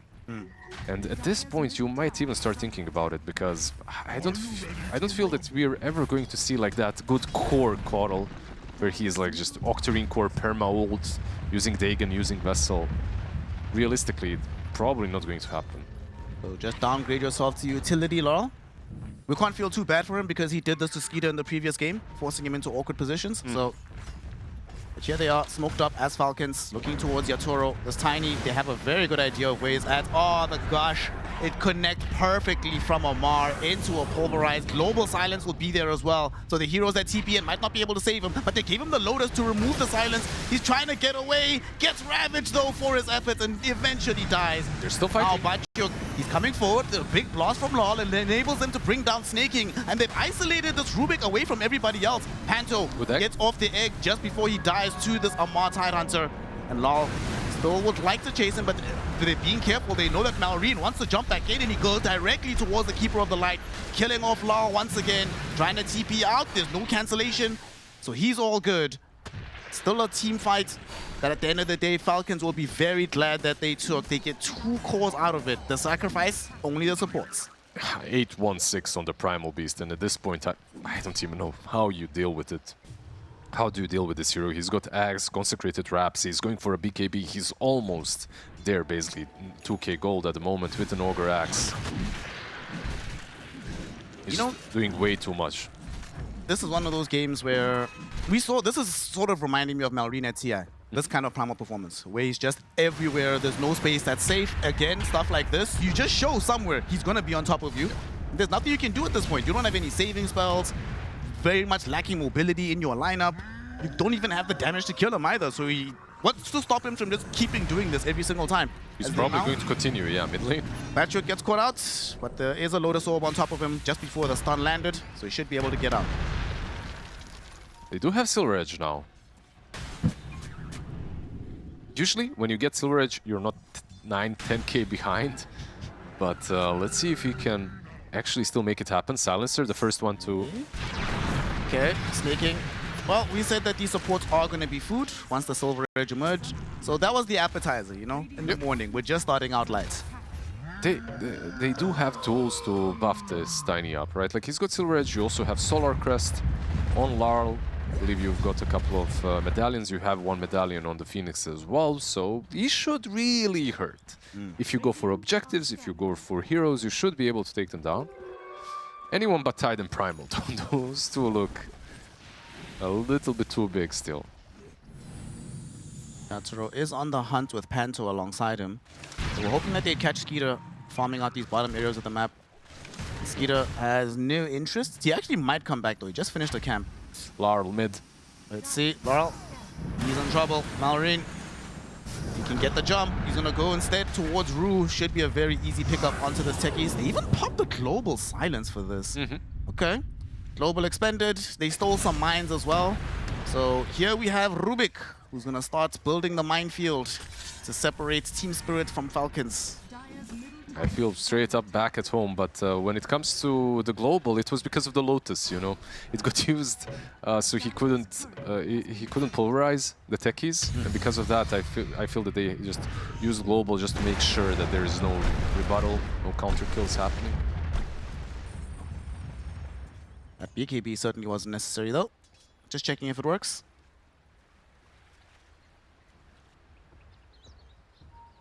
Team Spirit's 10k gold behind still. Bachuk has done a decent job in keeping himself up in the network charts. He's about to have a BKB available for this bristle. And we're still not at the point where we have major physical damage. Laurel ravaged, killed, dying to the mines of Crit, who also hit him with the Spirit Vessel to boot. Yeah, this is rough. This is one of those coddle games that you really want to forget as soon as possible. Like, he's level 15, he's got the BKB now. With the BKB that he just purchased, the game is at least playable. Up to this point, I feel like, as you could see, the way he was playing, he was never there. He was just as far away from any skirmishes as possible, because he just couldn't do much. Now with the BKB, at least he can show his face. He's not playing Coddle for the rest of the tournament, no matter the results of this game. I can tell you that. You know, sometimes they pick it out of spite. Yeah, like, I promise, bro, I wasn't that bad. Something else happened. In the Balkans, we have this word inat that we use as well. You know, when you lose with something, you just pick it out of spite again, just to prove a point. Well, we'll see. After this kind of a game, though, maybe it's better to stick with the true and tested. Yeah. Just play Queen of Pain. It's fine. Also, I don't know if you noticed, but a lot of keepers got banned. In a lot of games, I feel like I've seen a couple where Kotal got banned yesterday and today as well, so... The hero is respected. Although another very respected hero is this Tidehunter. He's going to get the vision, allow Malrine to jump in onto Bachuk. But Bachuk right now is BKB, Consecrated Wraps, Lotus, Defiant Shell as the neutral item. He is not somebody you want to start the fight on. They very wisely back up. They're not gone just yet. They're still hanging around in the vicinity. Rock throw from Malrine goes up with the trample. They'll still have BKB at the ready. Did get caught the Solar Bind, and they're going to try and burst him. Just manages to onslaught beyond the range of the Illuminate Blast. And they're baiting out now. Bachuk gets brought back by the Rubik. Does have the Lotus back on top of him. There is a global available if needed. Look at Skeeter. They need to get him out of here. Supernova is going to be popped on the high ground. They're looking towards Law. He'll pop his BKB to try to get away from Malrine. And they will leave the area away from the Phoenix, but they've already killed off Rue. Yatoro, he's now the one that's being focused. Amar trying to run him down. Global Silence now expended. He doesn't have a BKB, but the Silver Edge just came back right now. Dust is there though from Crit. To be able to get on top of him is the onslaught from the Primal Beast. Very nice Avalanche to try and stall it out, but not good enough.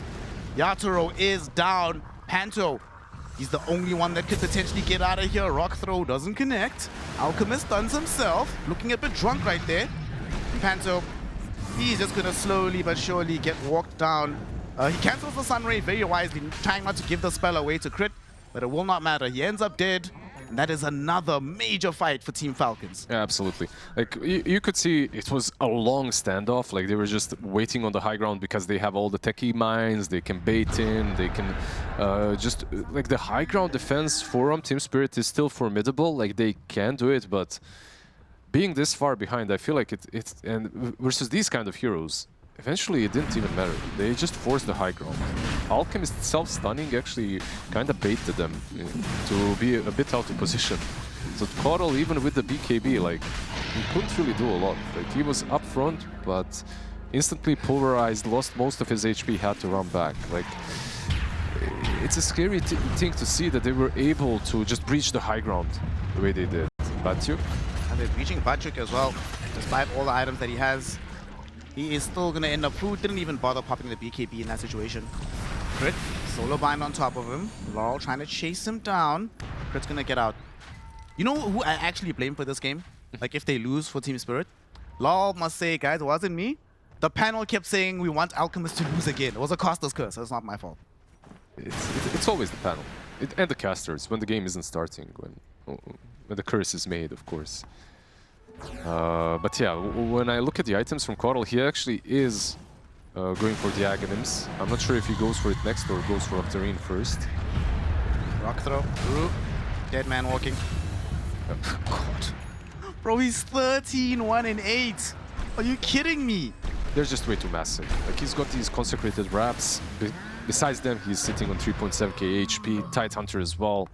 He's got Blubber, Consecrated Wraps, 3.6k. It's very difficult to take a fight. And I honestly believe just versus these two. Like, Alchemist is... he's like a side character at this point. Easiest game of Skeeter's life if they end up with the W here. Maureen pressuring the tier 2 tower in this mid lane. Amar does have access to the Ravage. He's gonna go for the Blink Dagger next. He's still asking if he wants Blink or the BKB. I think he'll wait to see how the next fight pans out to decide. Yeah, both are kind of good. Like, they could also use a Lotus on someone as well, but if everyone is getting a BKB, then whatever. But Lotus generally versus these kind of heroes, versus Coral, versus Phoenix, can come in handy. We also...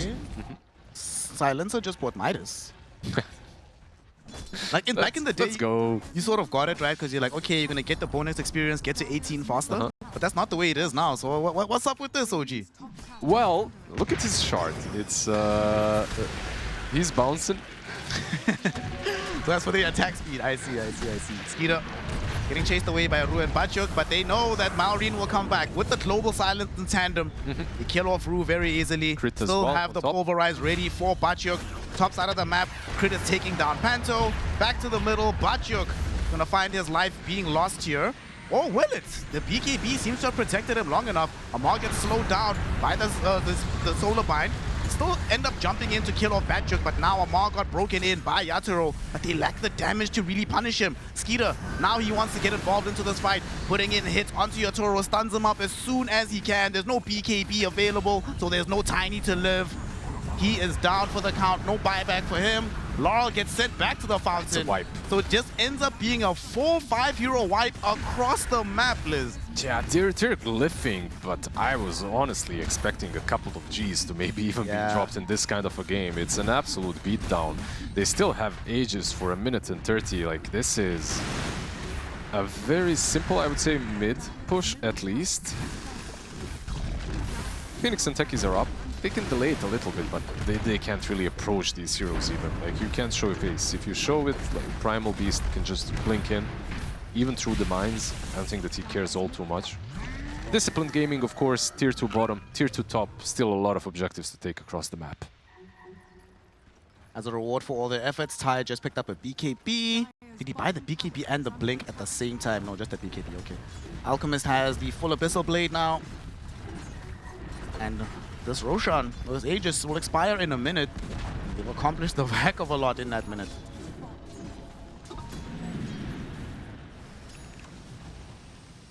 Even a Bloodstone for Malrine. Yep. I see a lot of heroes that weren't necessarily buying Bloodstone in the last patch. Of course, the changes have been quite significant to the item, just the build-up as well. Just the fact that you build it from Veil is also pretty damn nice. And currently it's a passive as well, which is a pretty interesting change. Like you take an active item of a Veil, and then when you upgrade it, it becomes just a 12% magic weakness passive. Less buttons to push. Spell weakness, actually. It's always nice to have fewer buttons to press. Yep. Crit doesn't believe in that though, because he changed his mind. He was going for Aghanim Scepter, so he can press even more buttons on the Rubik, but he's decided instead to go for the Wind Waker. Just try to get salvation in the event that something goes wrong and Yatoro does actually get up super big. Now you have a saving tool in tandem with the telekinesis. It's another form of dispelling as well, right? Like if you are the ones that you are the one that they go on with Solar Bind or whatever, like you can always use that Wind Waker to move through. Even right now he's got more than plenty, I would say, for this state of the game. 26k ahead. You've got Force Stat. We've got the Shard as well. Shard is given to the Tide Hunter now too. Whew. Okay, so we've already been having some issues with mobility on the side of Team Spirit. Now we have that additional dead in the water. Makes life kind of tough. So what's the plan here if you're Team Spirit? Well, how do you get back into this game? Oh, that's a very difficult question, I gotta say. Like, they have some items and their team fight is okay-ish around the egg. Speaking of... just an omelet. Yeah, it is.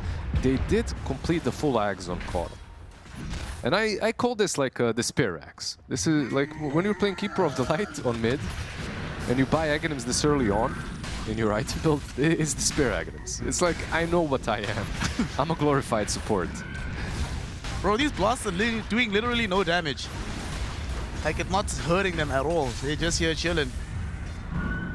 Skitter. Skeeter wants to jump in onto Lal. Yatoro does manage to toss him back, but he got the throw off before he got stunned. Nice Lotus. Yatoro does have to pop the BKB to get himself away from here. Crit now will still illuminate. They get the Abyssal Blade stun out onto Bachuk. Bachuk just trying to run around, do as much as he can. But Lal gets jumped on by Malrine, who just eviscerates him. The Will-o'-the-Wisp is gone as quickly as it arrived. 4,000 gold down the drain, doing absolutely nothing. As Bachuk gonna just try his best to stand his ground. But there's just too much damage. Malrine gets tossed in front of him, so he does all the full damage. Oh no! Bachuk now does buy back, trying to re-engage the fight. The Supernova is there, but there's nothing to hold the heroes in position. The egg will pop, but Falcons, they just get out. They could decide to re-engage if they want to. That's exactly what they do, going in towards Rue. Rue is gone. Does have buybacks, so might be forced to use it. But Bachuk, he's just brought back. If he dies again, it is a dieback for the Bristleback. Amar will ensure that's the case by popping the Ravage.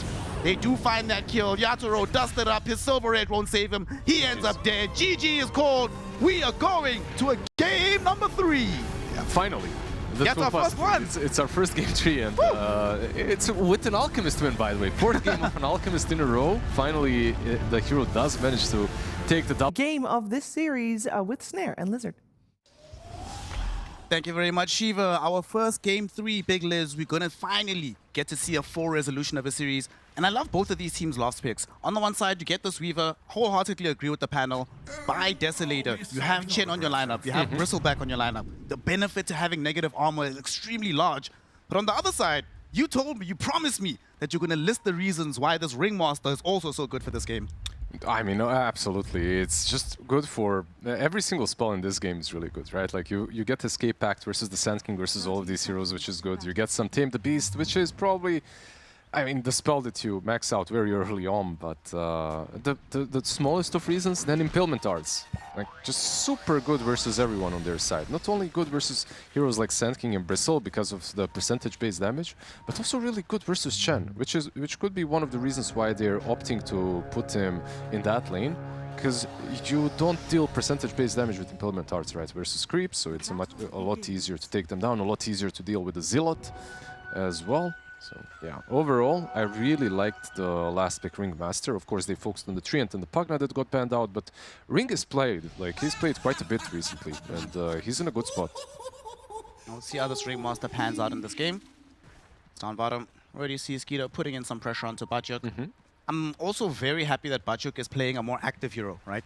For me, when I first saw him come onto the team, this is the hero I began to know him on. So I wanted to see this. And I feel like whenever Team Spirit had Collapse, for example, playing with this Pangolier, it just opened up another dimension for them to be able to approach the game. So I'm really glad that he's doing this right now, because he's not going to end up just like doing nothing, say, if Lol is struggling from the mid lane. Hopefully, because yesterday, remember when Sand King got relegated to offlane? I wasn't the biggest fan. Like, I don't really enjoy that hero on-off as much as on mid. Pango, for me, is perhaps not on the same level, but I also enjoy when my Pango is playing mid a lot more than on the offlane. I feel like it's much easier to bully him on the offlane with certain heroes. It's much easier to make him have less impact in the mid game. We'll see how much he can do. For now, he's queuing up an Urn, actually, so wants to have a lot of cheap utility. For me, the biggest change in all of these drafts is the mid lane. Both games, Game 1 and Game 2, one could argue that the off-pick in the mid lane was the reason that that team lost. Death Prophet in Game 1, Keeper of the Light in Game 2. Now it's just, these are the meta mid-heroes. Sand King on the one side, the Storm Spirit on the other. There's no way that both of them, or either of them really, are going to be completely denied a game. Yeah, we have some honest Dota. I would even say that in Game 1 and 2, our mid lane was decided by a completely different hero, and that's the Alchemist. Like, he was the one. This is the last time I'm mentioning him. For the rest of the cast, we had enough of him. Hopefully the rest of the tournament, gang. We had all the Alchemist games. I think we've seen enough. Yeah, by the way, speaking of Chen, like, speaking of not Alchemist, so Chen, it's got buffed. Like, this hero feels a lot better to me right now in the laning stage as well. I know we talked about some interactions later on down the line against Storm, against some other heroes, but even the laning stage itself with the Zealot, like, it's a surprising amount of damage when it blows up right next to you, and it's pretty nice. Like, the heal also isn't that bad from the Martyrdom, but yeah, it can zone heroes. No, even without the small creep taken. Without having to just show up with constantly having goddamn Satyr. Man, that's terrible. Back in the game. Bachuk might not have if he's just one-on-one, he will get some farm, but Weaver should have pretty much free farm down bottom. It's going to be a very good start to the game for Skeeter. When the patch just happened, I thought Weaver was going to be way more contested than he is right now. I still feel that this is a very strong carry at the moment. So I expect more Weaver through the tournament. Already saw Ame playing it earlier, of course, so... Yeah, I mean, he had a good game and a really bad game, so... But another reason why they picked Weaver in that particular scenario was Lone Druid. It was like historically a very good counter pick to the Lone. Perhaps not anymore with the way that he's being played. Top lane, we just see a Toro farming about. We were talking in the previous game, of course, that he's the one that needed to get that Silver Edge, start making bigger moves across the map. Here it's a lot easier. You have Pango, you have Storm to do some of that job for you. But you can also just show up really early in the game. Mid lane. Laurel gets the 1v1 win against Malrine. Oh my goodness. All right, now that's honest. No rotations, no runes involved. He just outplayed his opponent. Yeah, that's absolutely honest 1v1. It's a melee hero into a Storm Spirit, of course, so you generally have a sort of an advantage on Storm, even versus Sand King, but the way he played it, moving on to his high ground, just zoning him out completely, beautifully done. And it's one of the best heroes to get this kind of a solo kill on, because Storm Spirit usually struggles around the minute 6 rune, bot lane. Bachuk is struggling right now, doesn't have to wait for minute 6. He's falling quite low at the moment. Does still have a Fairy Fire though, so shouldn't really be in danger. But this is sort of a demonstration of things to come, because the stronger the Weaver gets, the more this kind of pressure can be applied on the Pango. Absolutely. And it's a very good combo with Chen, right? Because of Penitence. Suddenly you have a Weaver that's hitting real hard and real fast on top of it. So, yeah, 1-1-1, the build currently on Weaver. We'll see what he goes for when it comes to itemization. I feel like they talked about Mjolnir a little bit. top lane. Just hold that thought a moment. Okay, Yatoro. He gets bushwhacked. He's actually in danger. Namar is gonna kill him. Panto came in to try and grant him salvation, but he could get ran down himself. Blood Grenade gets thrown out on top of him. We just need 2 more quills, but he has a pretty large stick. That should keep him alive. Yeah, he got baited by the Jingu stacks. Like Monkey King gained all the stacks. He thought he had that kill on the Hoodwink, but he was just being baited in the end. Very nicely done by Amar. And Crit, who didn't really have the best Hoodwink game in the first game, right, of the series, but off to a good start. Now he's warmed up. He's feeding himself a little bit. On bottom, some Tame the Beast comes out, taking care of the Sensual Conqueror.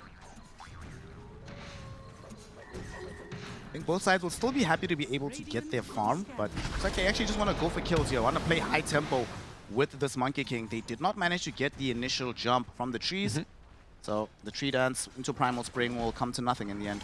Yeah, when it comes to the carries that are being played right now, these are like your... If you put up a tier list, I would say A tier carries at the moment, not necessarily the S tier that we've been seeing in the previous series. You could argue about Weaver, of course, but they're both very active.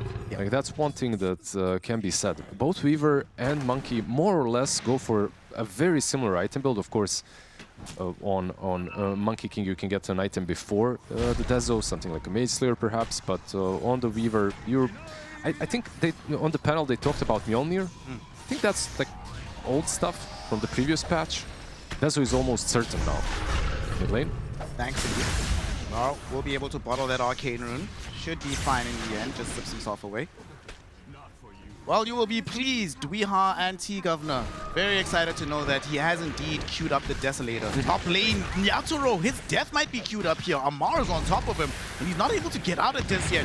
One more spray, and he's gonna go down. Amar now looking to chase down and perhaps get a double kill out of this. Panto, 9 charges on his wand. Not gonna be enough. Amar just needs 1 more spray. He's out of mana, but he still finds a double kill. TP in will arrive from Lal, so he should be able to avenge his fallen comrades.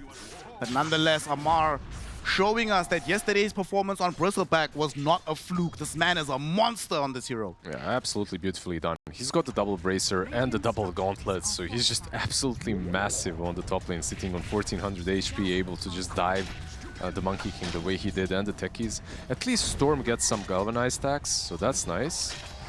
The Wisdom Shrine, however, Skitter. Bachuk could be in trouble because Malri has rotated bottom, gets the Burrow Strike onto Bachuk, but does swashbuckle away. Malrine and them put some pressure on the tower. Skitter's already stolen the Wisdom Shrine. You know what happened here? The rotation from Storm happened. Like when he moved top, when he got that kill, he basically gave away info that he cannot TP bottom. And because of that, the Wisdom Shrine is gone.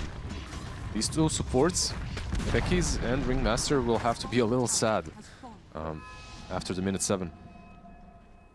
This is where the game starts to get very interesting, because Skitter wants to be able to finish off his Desolator, so there'll be maybe a slight window of time where he is actually killable. Oh no, Yatoro. Game is hard. They took out his Void Spirit, or his Void Stone, rather. He needed that delivery, but he gets nothing. Good lane. Ooh. Almost got that additional spell out with the Tame the Beast, but it missed from Rue. So that means Malrine does get out in the end. The rune on top lane though, Panto trying to save it. It's an Invis rune as well. Malrine will dodge the Impalement Arts, getting himself away. Beautiful bushwhack coming in from the Hoodwink. Lal now just dives on the high ground, looking towards Malrine. The Tame the Beast after the blast off will provide the damage.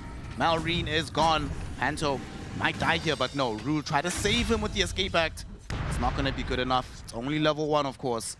But that's a worthwhile trade for Team Spirit. A mid laner for a support. Yeah, and the stacks, right? They did manage to snatch a couple of those medium stacks right there. Storm. Oh, Laurel, bushwhack. Amar's right in front of him. He zips away, but he's completely out of mana. Thankfully, he does have a pretty large magic wand.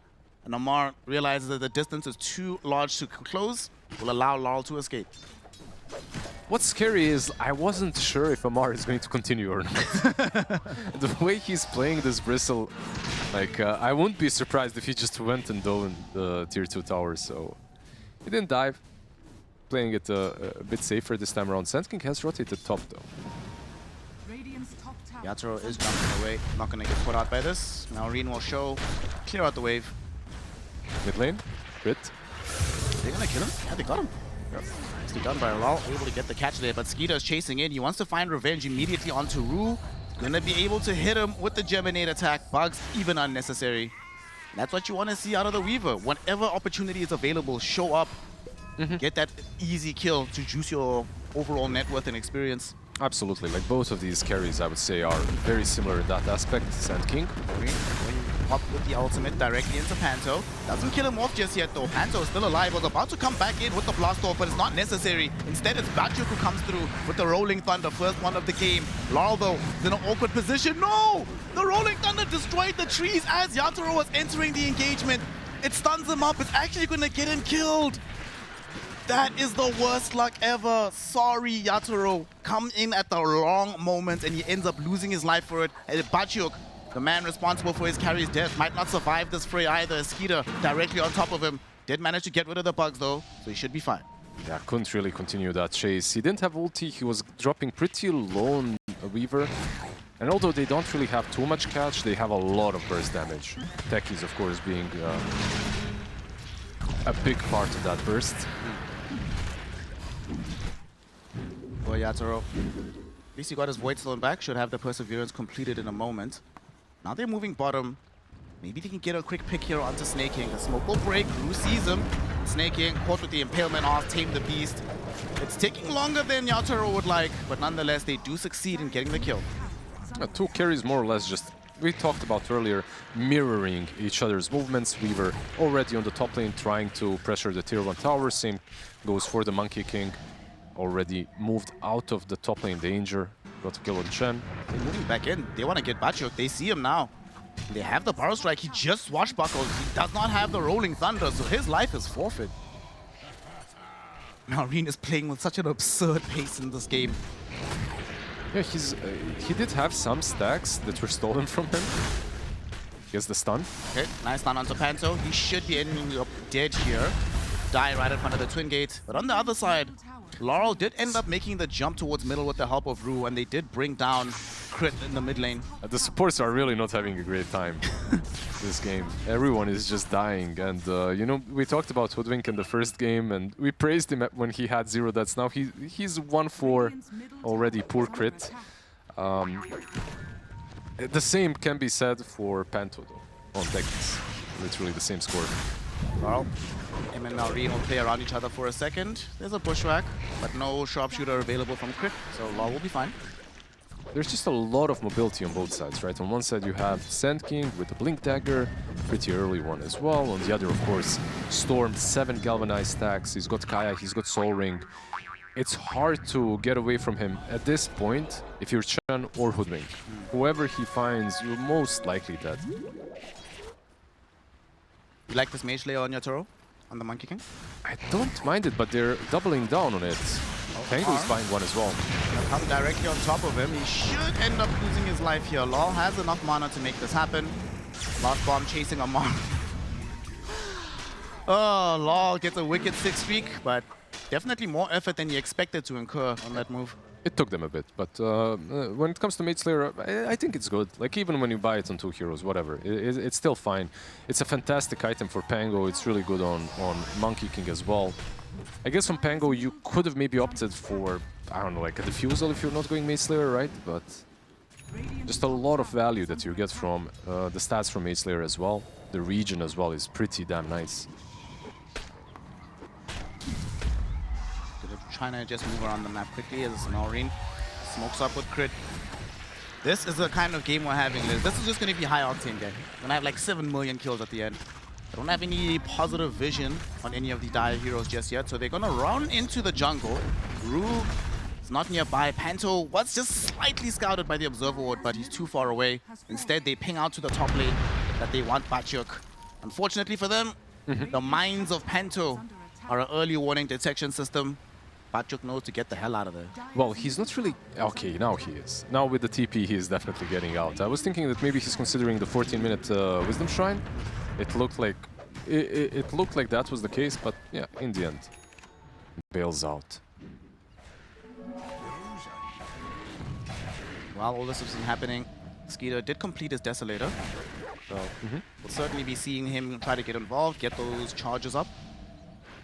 Yeah, more or less, it's always the same build, right? Like you go for the Deso, you instantly have to buy the shard. If you go for Deso without the shard, your farming speed is just way too bad, and you're spending way too much time just clearing creep waves and creep camps, which it doesn't only slow you down farming, it also puts a target on your back. Yeah. Because if you're showing for way too long in the lane, it's never a good thing.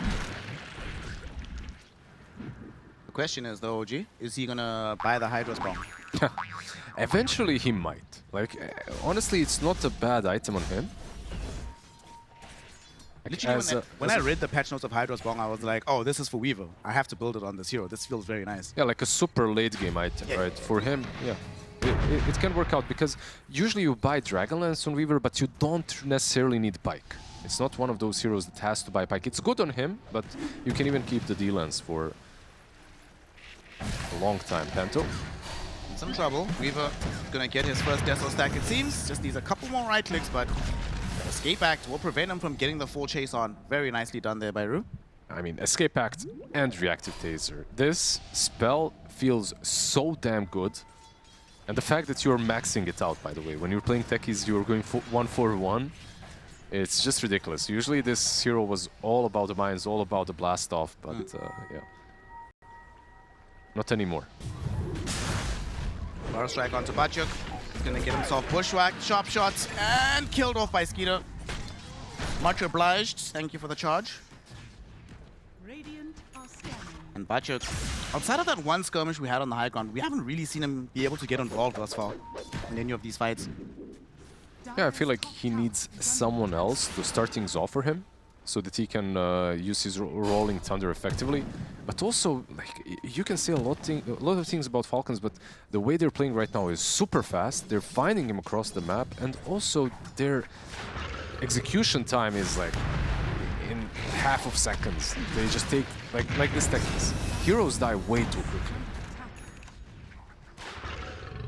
Definitely starting to look problematic. Another issue is that they've managed to get to this point without really taking significant damage to any of their towers. The buildings are extremely healthy. Now, this bottom, gonna come across Snake King here. Should be able to find this kill. Drew will throw in the support impalement arts. And he'll pop the all heal, but there's nobody around to save him. We do get a kill onto Snake King and another galvanized stack for Lal. They're tipping in. Bringing Malrine and Crit. Crit might be the one to find the first bushwhack here. Lal needs to get up. He does manage to do so. Amar will eat Ru alive, but the real prize is Lal, and he's not dead.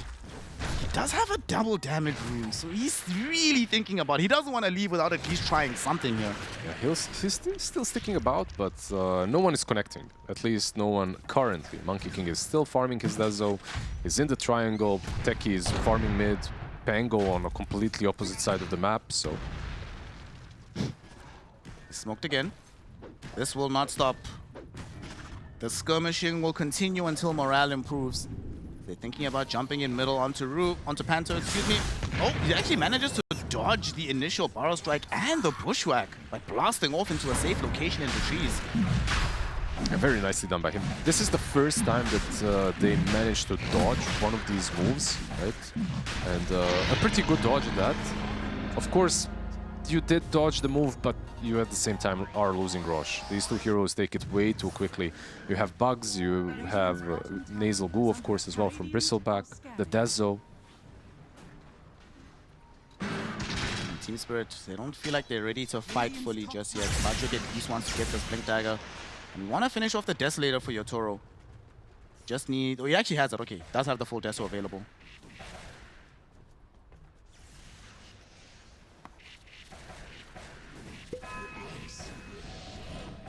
So for Falcons, now that they do have this Aegis, it's no real rush for them. They might try to play more quickly after they finish this Aghanims for Malrine. But they're also content to just leave their hero spread like this, you know, stacking camps, getting kills here or there. Antimum might get sacrificed, but he should be able to get out safely. Allah is farming bottom.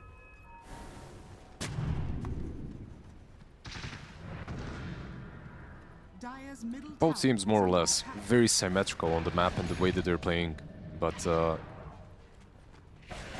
one offlaner is perhaps a bit more active, and that's the Bristleback, of course, because he already has his item, like the big item that he wanted.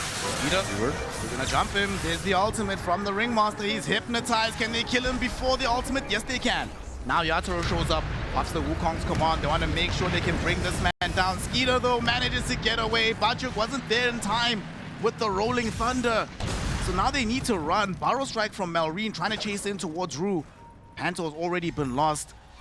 And Team Spirit, they did manage to take away that Aegis, but Skeeter still remains alive.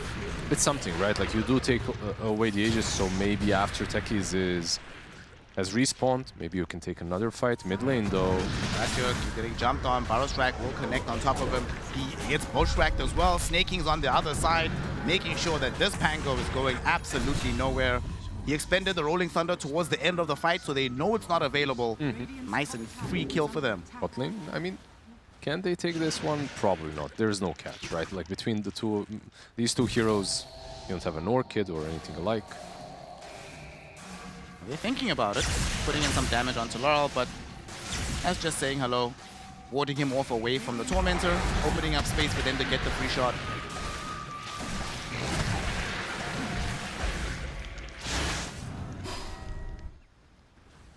Not a bad shard as well, you know, just being able to take some of these Ancients. I would love, given how difficult so far it's been for Team Spirit to get their damage out, I would love a Granite Golem here. Actually, not bad. Like, Grand Golem, pretty good. One of the Prowlers as well has a BKB piercing disable, which is also pretty nice. Like, I believe that you could use it versus Rolling Thunder too. So another option that Snaking has. Usually, champ players, I don't want to call them lazy, but they want to stack up auras and that's it. Keep it simple. Gone are the days where you saw an army of Black Dragons spamming spells. Satires, Black Dragons, it was all about how many spells can I cast. There was a little bit of pride in playing Chen that way as well. Right now it's yeah, a little bit more straightforward. Now we just play Chen with control groups down bottom. Rue gets himself into an escape back, but Skeeter could have actually chased him. I'm not sure Law would have been able to save him there, but he didn't really have vision of where Yato, for example, was at. Didn't know where the Techies was. So just makes the safe play. In the meantime, the rest of his team, though, they are on a hunt, walking around. They're gonna get scouted out by Yatoro, will break the smoke. He's gonna be able to jump away. He's in vision. He's in vision. A lot of ATOS, Bushwhack. He's caught in, but Crit just wants to get out. Yeah, they already expanded the Burrow Strike, right? So Sandking couldn't really commit. He also doesn't have a BKB. No free out of jail card, so decided not to go in. I'm still waiting for like that one fight in which Pango proves why this hero was picked on the offlane, like why they went for the offlane Pango. So far, not quite a lot, 0-3-3 from the Pangolier, and he's been kind of on his own island in his own game, just farming. He does have the Blink Dagger in tandem with the Mage Slayer now, also finished off a shard. Maybe they're waiting for the BKB on the Monkey King, which is almost complete for them to try to do something big. But beforehand, they actually are smoked with the Storm Spirit. The BKB on Monkey is definitely a big deal, right? Like, you get the BKB on Monkey, you get the Blink on Pango, and at that point, you should be ready to roll. Pun intended. Not really, but yeah. All gonna port together through the Twin Gate, but there's nobody to find. Falcons have been really well spread out on this map. The few times that Team Spirit have tried moves, it just feels so difficult for them to connect onto any of these Falcon targets. The catch is a little bit easier on the other side, right? Like, you've got Sand King, you've got Hoodwink. Whoever you catch, as long as there's ATOS or Bushwhack follow-up, like, it's almost certainly a kill. On the other side, it's perhaps not as simple. Like, Storm needs to go in. The follow-up after the Storm is difficult. Yeah. I feel like you need to involve multiple cores for a kill to happen. Smoke up again by Team Spirit. Yatoro is ready now. BKB is complete, so it's time to go and fight, trying to make something happen on the map. They already took away the Aegis a lot earlier. Weaver, do they have the vision? Do they have the vision? There's no sentries down just yet. Dust? Where's the dust? They do get it out on top of him. Wheel of Wonder is out with the Rolling Thunder. He's being bounced within the Wukong's command, and there it is. The cores do connect together, but it's not over just yet. Epicenter comes through from Malrine, but the escape back from Rue will buy time, allowing Yatoro to keep living. And now Malrine stuck inside the Roshan pit around all three cores. He will end up losing his life. Godlike streak for Laurel. Yatoro putting in the pressure onto Amar. Laurel, will he be able to make sure that they bring down this Bristle? Yes, they will. Double kill for the Storm Spirit. Batyuk has the vision out onto Snaking, so there's lots of mobility for these Team Spirit heroes. They can catch up, they can get the damage out, they can find the kill, and they're not done just yet. They scouted out crit on the far edges of the fight. What looked like it was just Skeeter retreating to the high ground turns into a full 5-man wipe. Team Spirit are back in this game. It's just a beautiful team fight from them. Of course, the smoke was the beautiful play, right? Being in the right place at the right time, around the rune, 24 minutes. Weaver, you know how these Weaver players are. They want to poke their head out a little bit. You've got Sakuchi, you know that you're kind of safe, but not really. Not without the BKB. Because all they needed to do is pop that dust real quick. The moment the dust got procced, like, he was absolutely in control. The Wheel of Wonder, of course, the Rolling Thunder, the Storm, everything. And the save on Yatoro here. They overcommit on Yatoro, and I think this was basically where they are getting wiped and why they're getting wiped. You commit on a hero that already has a BKB, and you don't have your core. Like, you're not killing the Monkey King in this situation, so... Beautiful turn by Team Spirit. Team Spirit. We've seen this from them time and time again, that the game might be going against them, but they just find that one fight, that one little opening. And man, the mobility that you wanted to see when they're all together fighting, we got to see it beautifully here. Like, they can go so far. This fight started at the Roshan pit. Look how far away it ended. And you could see that play where multiple cores are playing together. Up to this point, it didn't really feel that great. Like, they were struggling to find kills. The moment the Rolling Thunder with the Blink Dagger is incorporated with Storm, you're suddenly just so much stronger in fights. Right, mid. Jumping in onto crit, want to be able to get another Galvanized stack for himself. And seems like he will accomplish this end. Beyond godlike, 11-0-3. I think he took that previous game personally, bro. He definitely did. He doesn't want to be playing any coddles anymore. And give him any sort of a flashy hero. Storm Spirit definitely being one of his best. So, beautiful performance so far. Snaking, I hope you enjoyed life. Go contemplate it in the fountain, my friend. You are definitely dead. At this point, the couple of supports on Falcons probably regret not having a Glimmer, but honestly, it won't do a lot. Chen is pretty big. Like, he has 10k net worth at this point. He's got mech, he's got drums, and a Crimson Guard. And you saw how quickly he dies. Although, in the course of dying, he did do one important thing. He did kill Lal's courier, and that courier was carrying a BKB. So for the next little while, at the very least, you don't have to worry about the BKB, so you can actually target Lal. It could be a pretty big deal. For the next 2 minutes, maybe you can take down the Storm, but he's got Shield Rune. Yeah, he's still playing aggressively. He's gonna get back right now, though. And actually, no, he jumps in, he finds crit again. Can Rue come close enough in time to give the additional damage? Malrine came through with the Epicenter combo, but he misses the Burrow Strike, allowing Lal to immediately escape. Rue will happily sacrifice his life to make sure that Lal does get out, but doesn't feel good when this guy can just keep doing this. Yatoro's right here. Oh, beautiful 2-hero Boundless Strike onto 2 of the cores. Now Malrine, BKB pop, doesn't matter. He's already gone. Yatoro is now looking towards assisting with the kill onto Skeeter. They dust him up. They will pop the Wukong's command on the high ground, but the real target is the bug, is the Weaver, and they got him. No, he couldn't get off the time lapse. Amar on the other side of the fight, looking towards Laurel, who's baiting him onto the high ground, will eventually die to the mass spray of quills. So Amar gets something out of this. Can he TP out? He can. BKB will protect him. This should still be probably Roche for Team Spirit, right? Like, they're around the pit. Monkey is still nearby. He's got the Dezo, 14 charges. What happened to Skitter?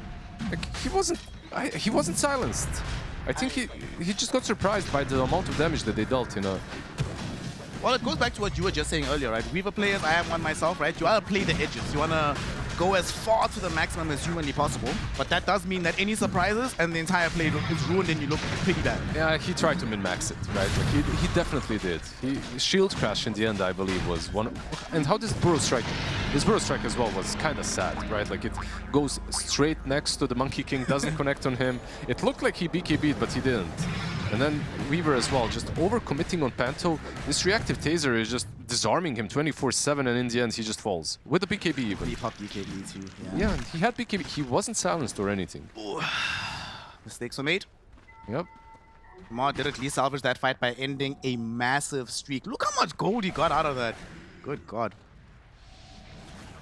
I'm scrolling back. I want to see. Yeah, 1,150. That's a nice bounty. Pretty For one kill. Yeah. That's pretty sweet.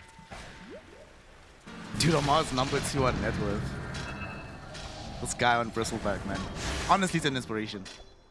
Weaver. Should be fine here. Does have his BKB active. Did already pop the time lapse though. Yatoro is chasing him under the auspices of Invis with the Silver Edge, but he knows full well that he's not going to actually be able to 100 to 0 him during the Boundless Strike, so there's no point trying. Yeah, on his own, absolutely not. I feel like in this kind of a game, considering what a high caliber of Weaver player Skitter is, like dying twice is already a little bit a lot, especially in this last team fight.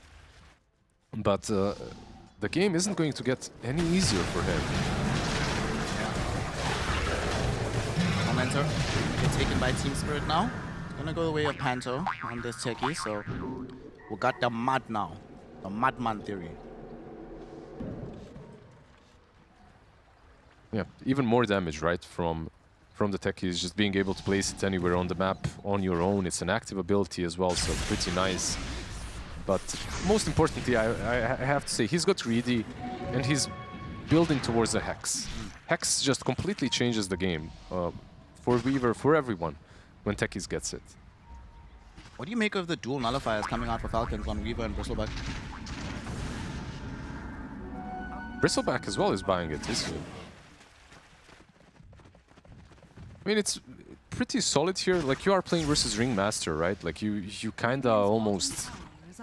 Ringmaster, when he started being meta, when he was broken, you had to pick Shadow Demon versus him, right? Or you needed a carry or a core that buys a nullifier. So I kinda understand it. Doubling down on it, I mean, sure, why not? Like, both heroes can buy it, but it is also pretty damn good. On both heroes, all you need is just an insurmountable amount of damage and a way of dispelling them. Like the Ghost Scepters, the Escape Pacts, they become much worse once Nullifier is there. Storm just picked up Erasmus, so it's time to do something on the map, boys. Let's go about and play. Crit, yo, dog. Has LoL not taught you this lesson? Stay away from the tier 2 tower mid, man. Has to be so careful. There's a gem as well, of course, on the Storm, so... Even Weaver at this point, right? Like, if you jump in with the gem, he's... Tango. Going on to this Malrine Sand King. They dive into him with LoL and they just burst him through. Rue was well willing to drop the Wheel of Wonder, and it turns out to be well worth it, because here comes Yatoro, ready to just help clean up this tier 2 tower. Aren't you supposed to, on paper, be good against Burst because you kind of have Chen with like ult, with mech, with Crimson Guard? It's just not helping at all. There's too much burst. Okay, Sharpshooter goes in onto Yatoro. They've almost killed him, but beautiful Tame the Beast from Rue. They're going to be able to get him out as well with the Glimmer Cape that takes the bug away, so Yatoro will remain living. They're going to wait for an opportunity to maybe re-engage, but just as happy to retreat with the final minute out of this Aegis. Yo, Rue. That was really sick. Yo, you were right, Lizard. This Ringmaster's actually playing Dota. No, not only Ringmaster Rue, of course, is having a really good game and he plays a mean Ringmaster, but this hero is in a pretty good spot. I also think that Unicycle is not a meme, by the way. I honestly kind of like that addition. The fact that you don't have to take the secondary set of gifts. It's not bad.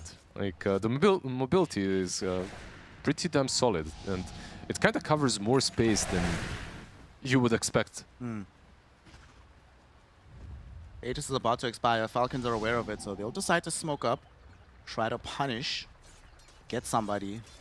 Fortunately, the only one that's really showing right now is in the mid lane. Oh, he's actually not showing anymore. Panto just hit himself inside the Glimmer Cape. Yaturo's already getting out. Panto's retreating. So this smoke might not go anywhere in the end. Arcane Rune top. Pretty good rune. Weaver or Sand King, whoever gets it.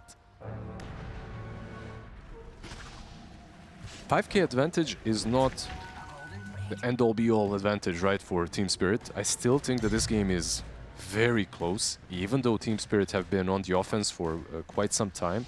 Like, you have to respect the burst damage on both sides. Have Sand King with tags, with Arcane Rune, and Hoodwink, of course. What surprises me is that Hoodwink players, especially Crit, who plays this hero so much, are willing to completely disregard the Hunter's Boomerang now. Yeah, but I've also been wondering about that, because the few games where we have seen it, it just, like the one game Spirit played where they had Hunter's Boomerang in tandem with the Terror Blade, and it did so much ramp-up damage. So like, what's going on? What do you think it is? He's opting for some other safer items that he went for.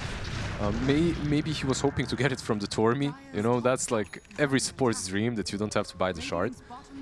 It did get nerfed slightly. Like, not in the last patch, but in the patch before. It went from 25 to 20 bonus, 20% bonus amp damage, spell damage.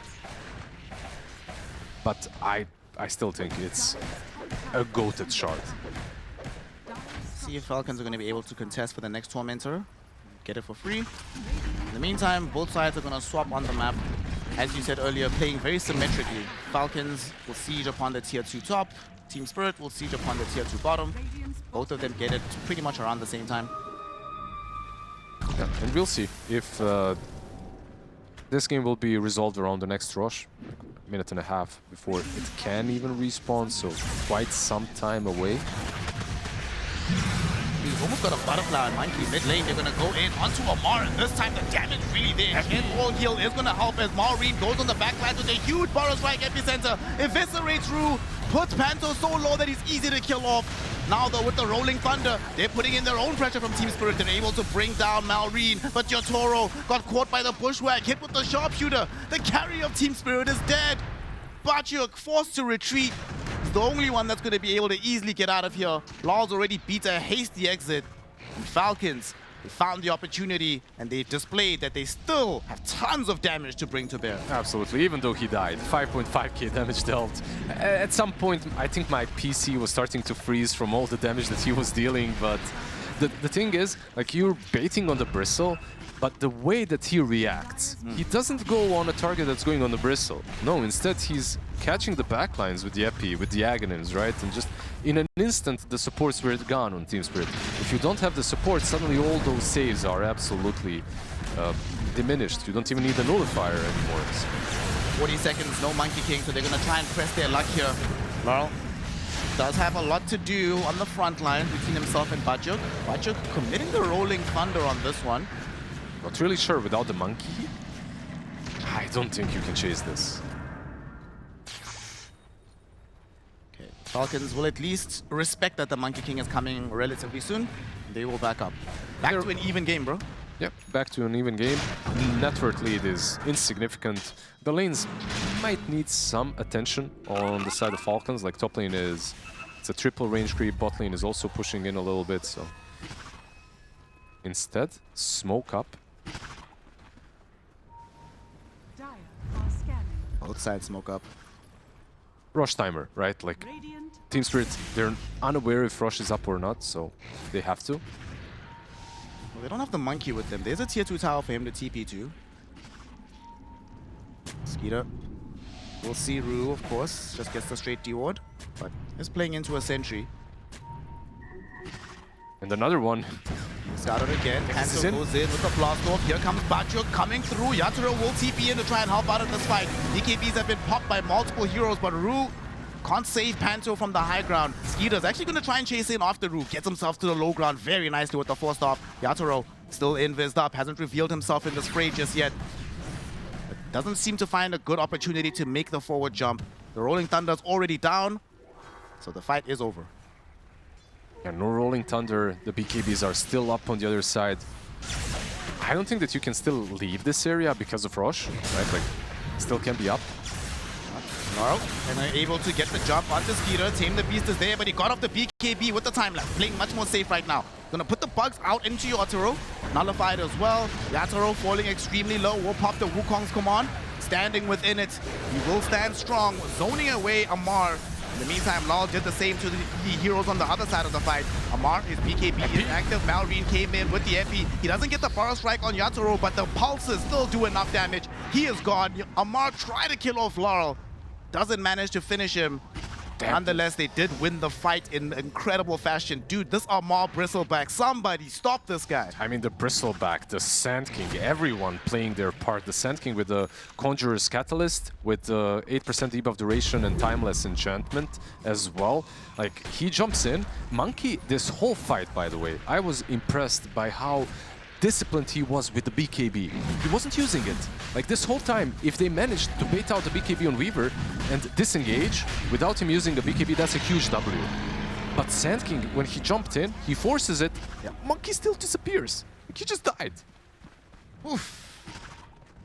Well. You were saying not that long ago that a 5k lead in this kind of game doesn't really mean that much. In a 5k situation for Team Falcons. Snaking will have his courier killed. Carrying a point booster, trying to pull an Aghanim Scepter on the Chen.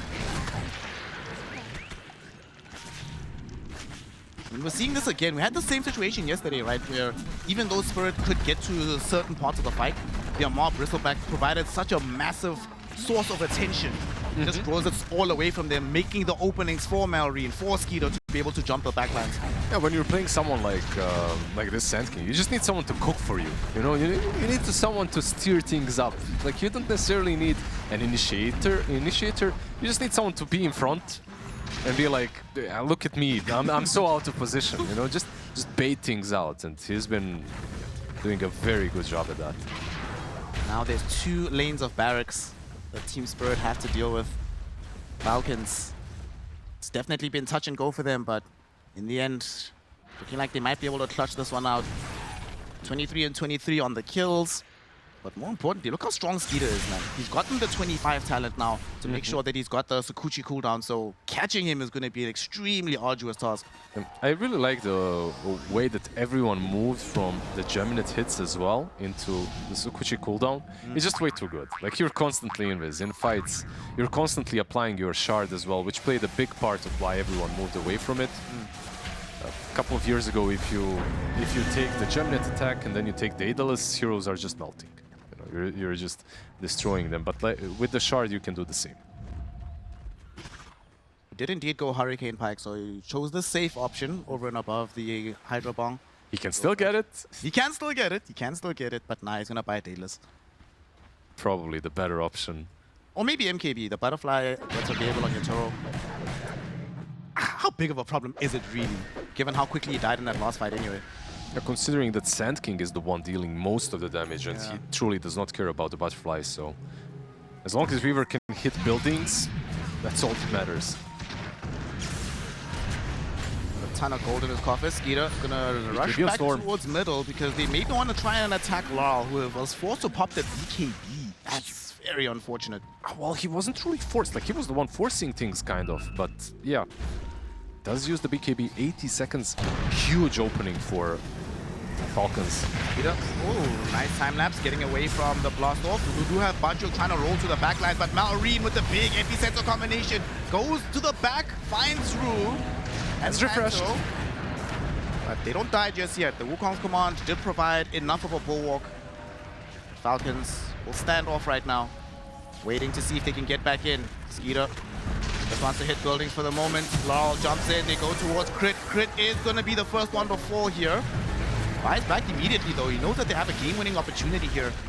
Skeeter looking for the Megas, he will be able to find the melee barracks at the very least. Break out onto Amar, so he needs help. Yatoro, can somebody else come through for him? No, Amar jaws the cheese, so he's all good. Zoning back the rest of Team Spirit. Laurel will come back into this one, trying to deal with this Amar, but when he's not broken, Bristleback is just immortal. They drag Yatoro back in with the Bushwhack, and they bring him down with the right-click damage of Skeeter. No buyback for the Monkey King. Malrine caught with the Rolling Thunder, but he knows that soon the Rolling Thunder will end. Can Bancho kill him beforehand? He can. Batu gets the kill. There's still buyback available for this Sand King. Skeeter now taking his aggression out onto Panto. And this Techies will lose his life. It will mean the Aegis being sacrificed, but definitely well worth it. Amar, still unkillable. Laurel's gonna try find anybody else a weaker target, maybe get the dieback out of Crit. Tame the Beast will come out. They should be able to get a dieback. Crit is gone. Buyback though will be there for Sand King as he's coming back, hoping to do something else to keep this game going. Storm Spirit right next to Skeeter, eating a lot of damage from the right clicks. He's out of mana, but he barely manages to limp his way back into the fountain. Amar will take out the final tier 4 tower with the help of Skeeter. They want to end this game here and now. Laurel trying to do what he can, zipping this way and that, trying to get Skeeter? somebody. And he does get Skeeter. At the throne. But the throne is destroyed. The game is over. GG, well played. Team Falcons secure the 2-1 victory in this matchup today. It's just a beautiful game. Like, honestly, after, what, 3 series, 2-0s for the two of us, more or less, like, this one was pretty great. Like, they fought until the end on Team Spirit. I don't think that you can take a lot away from them. I think this was a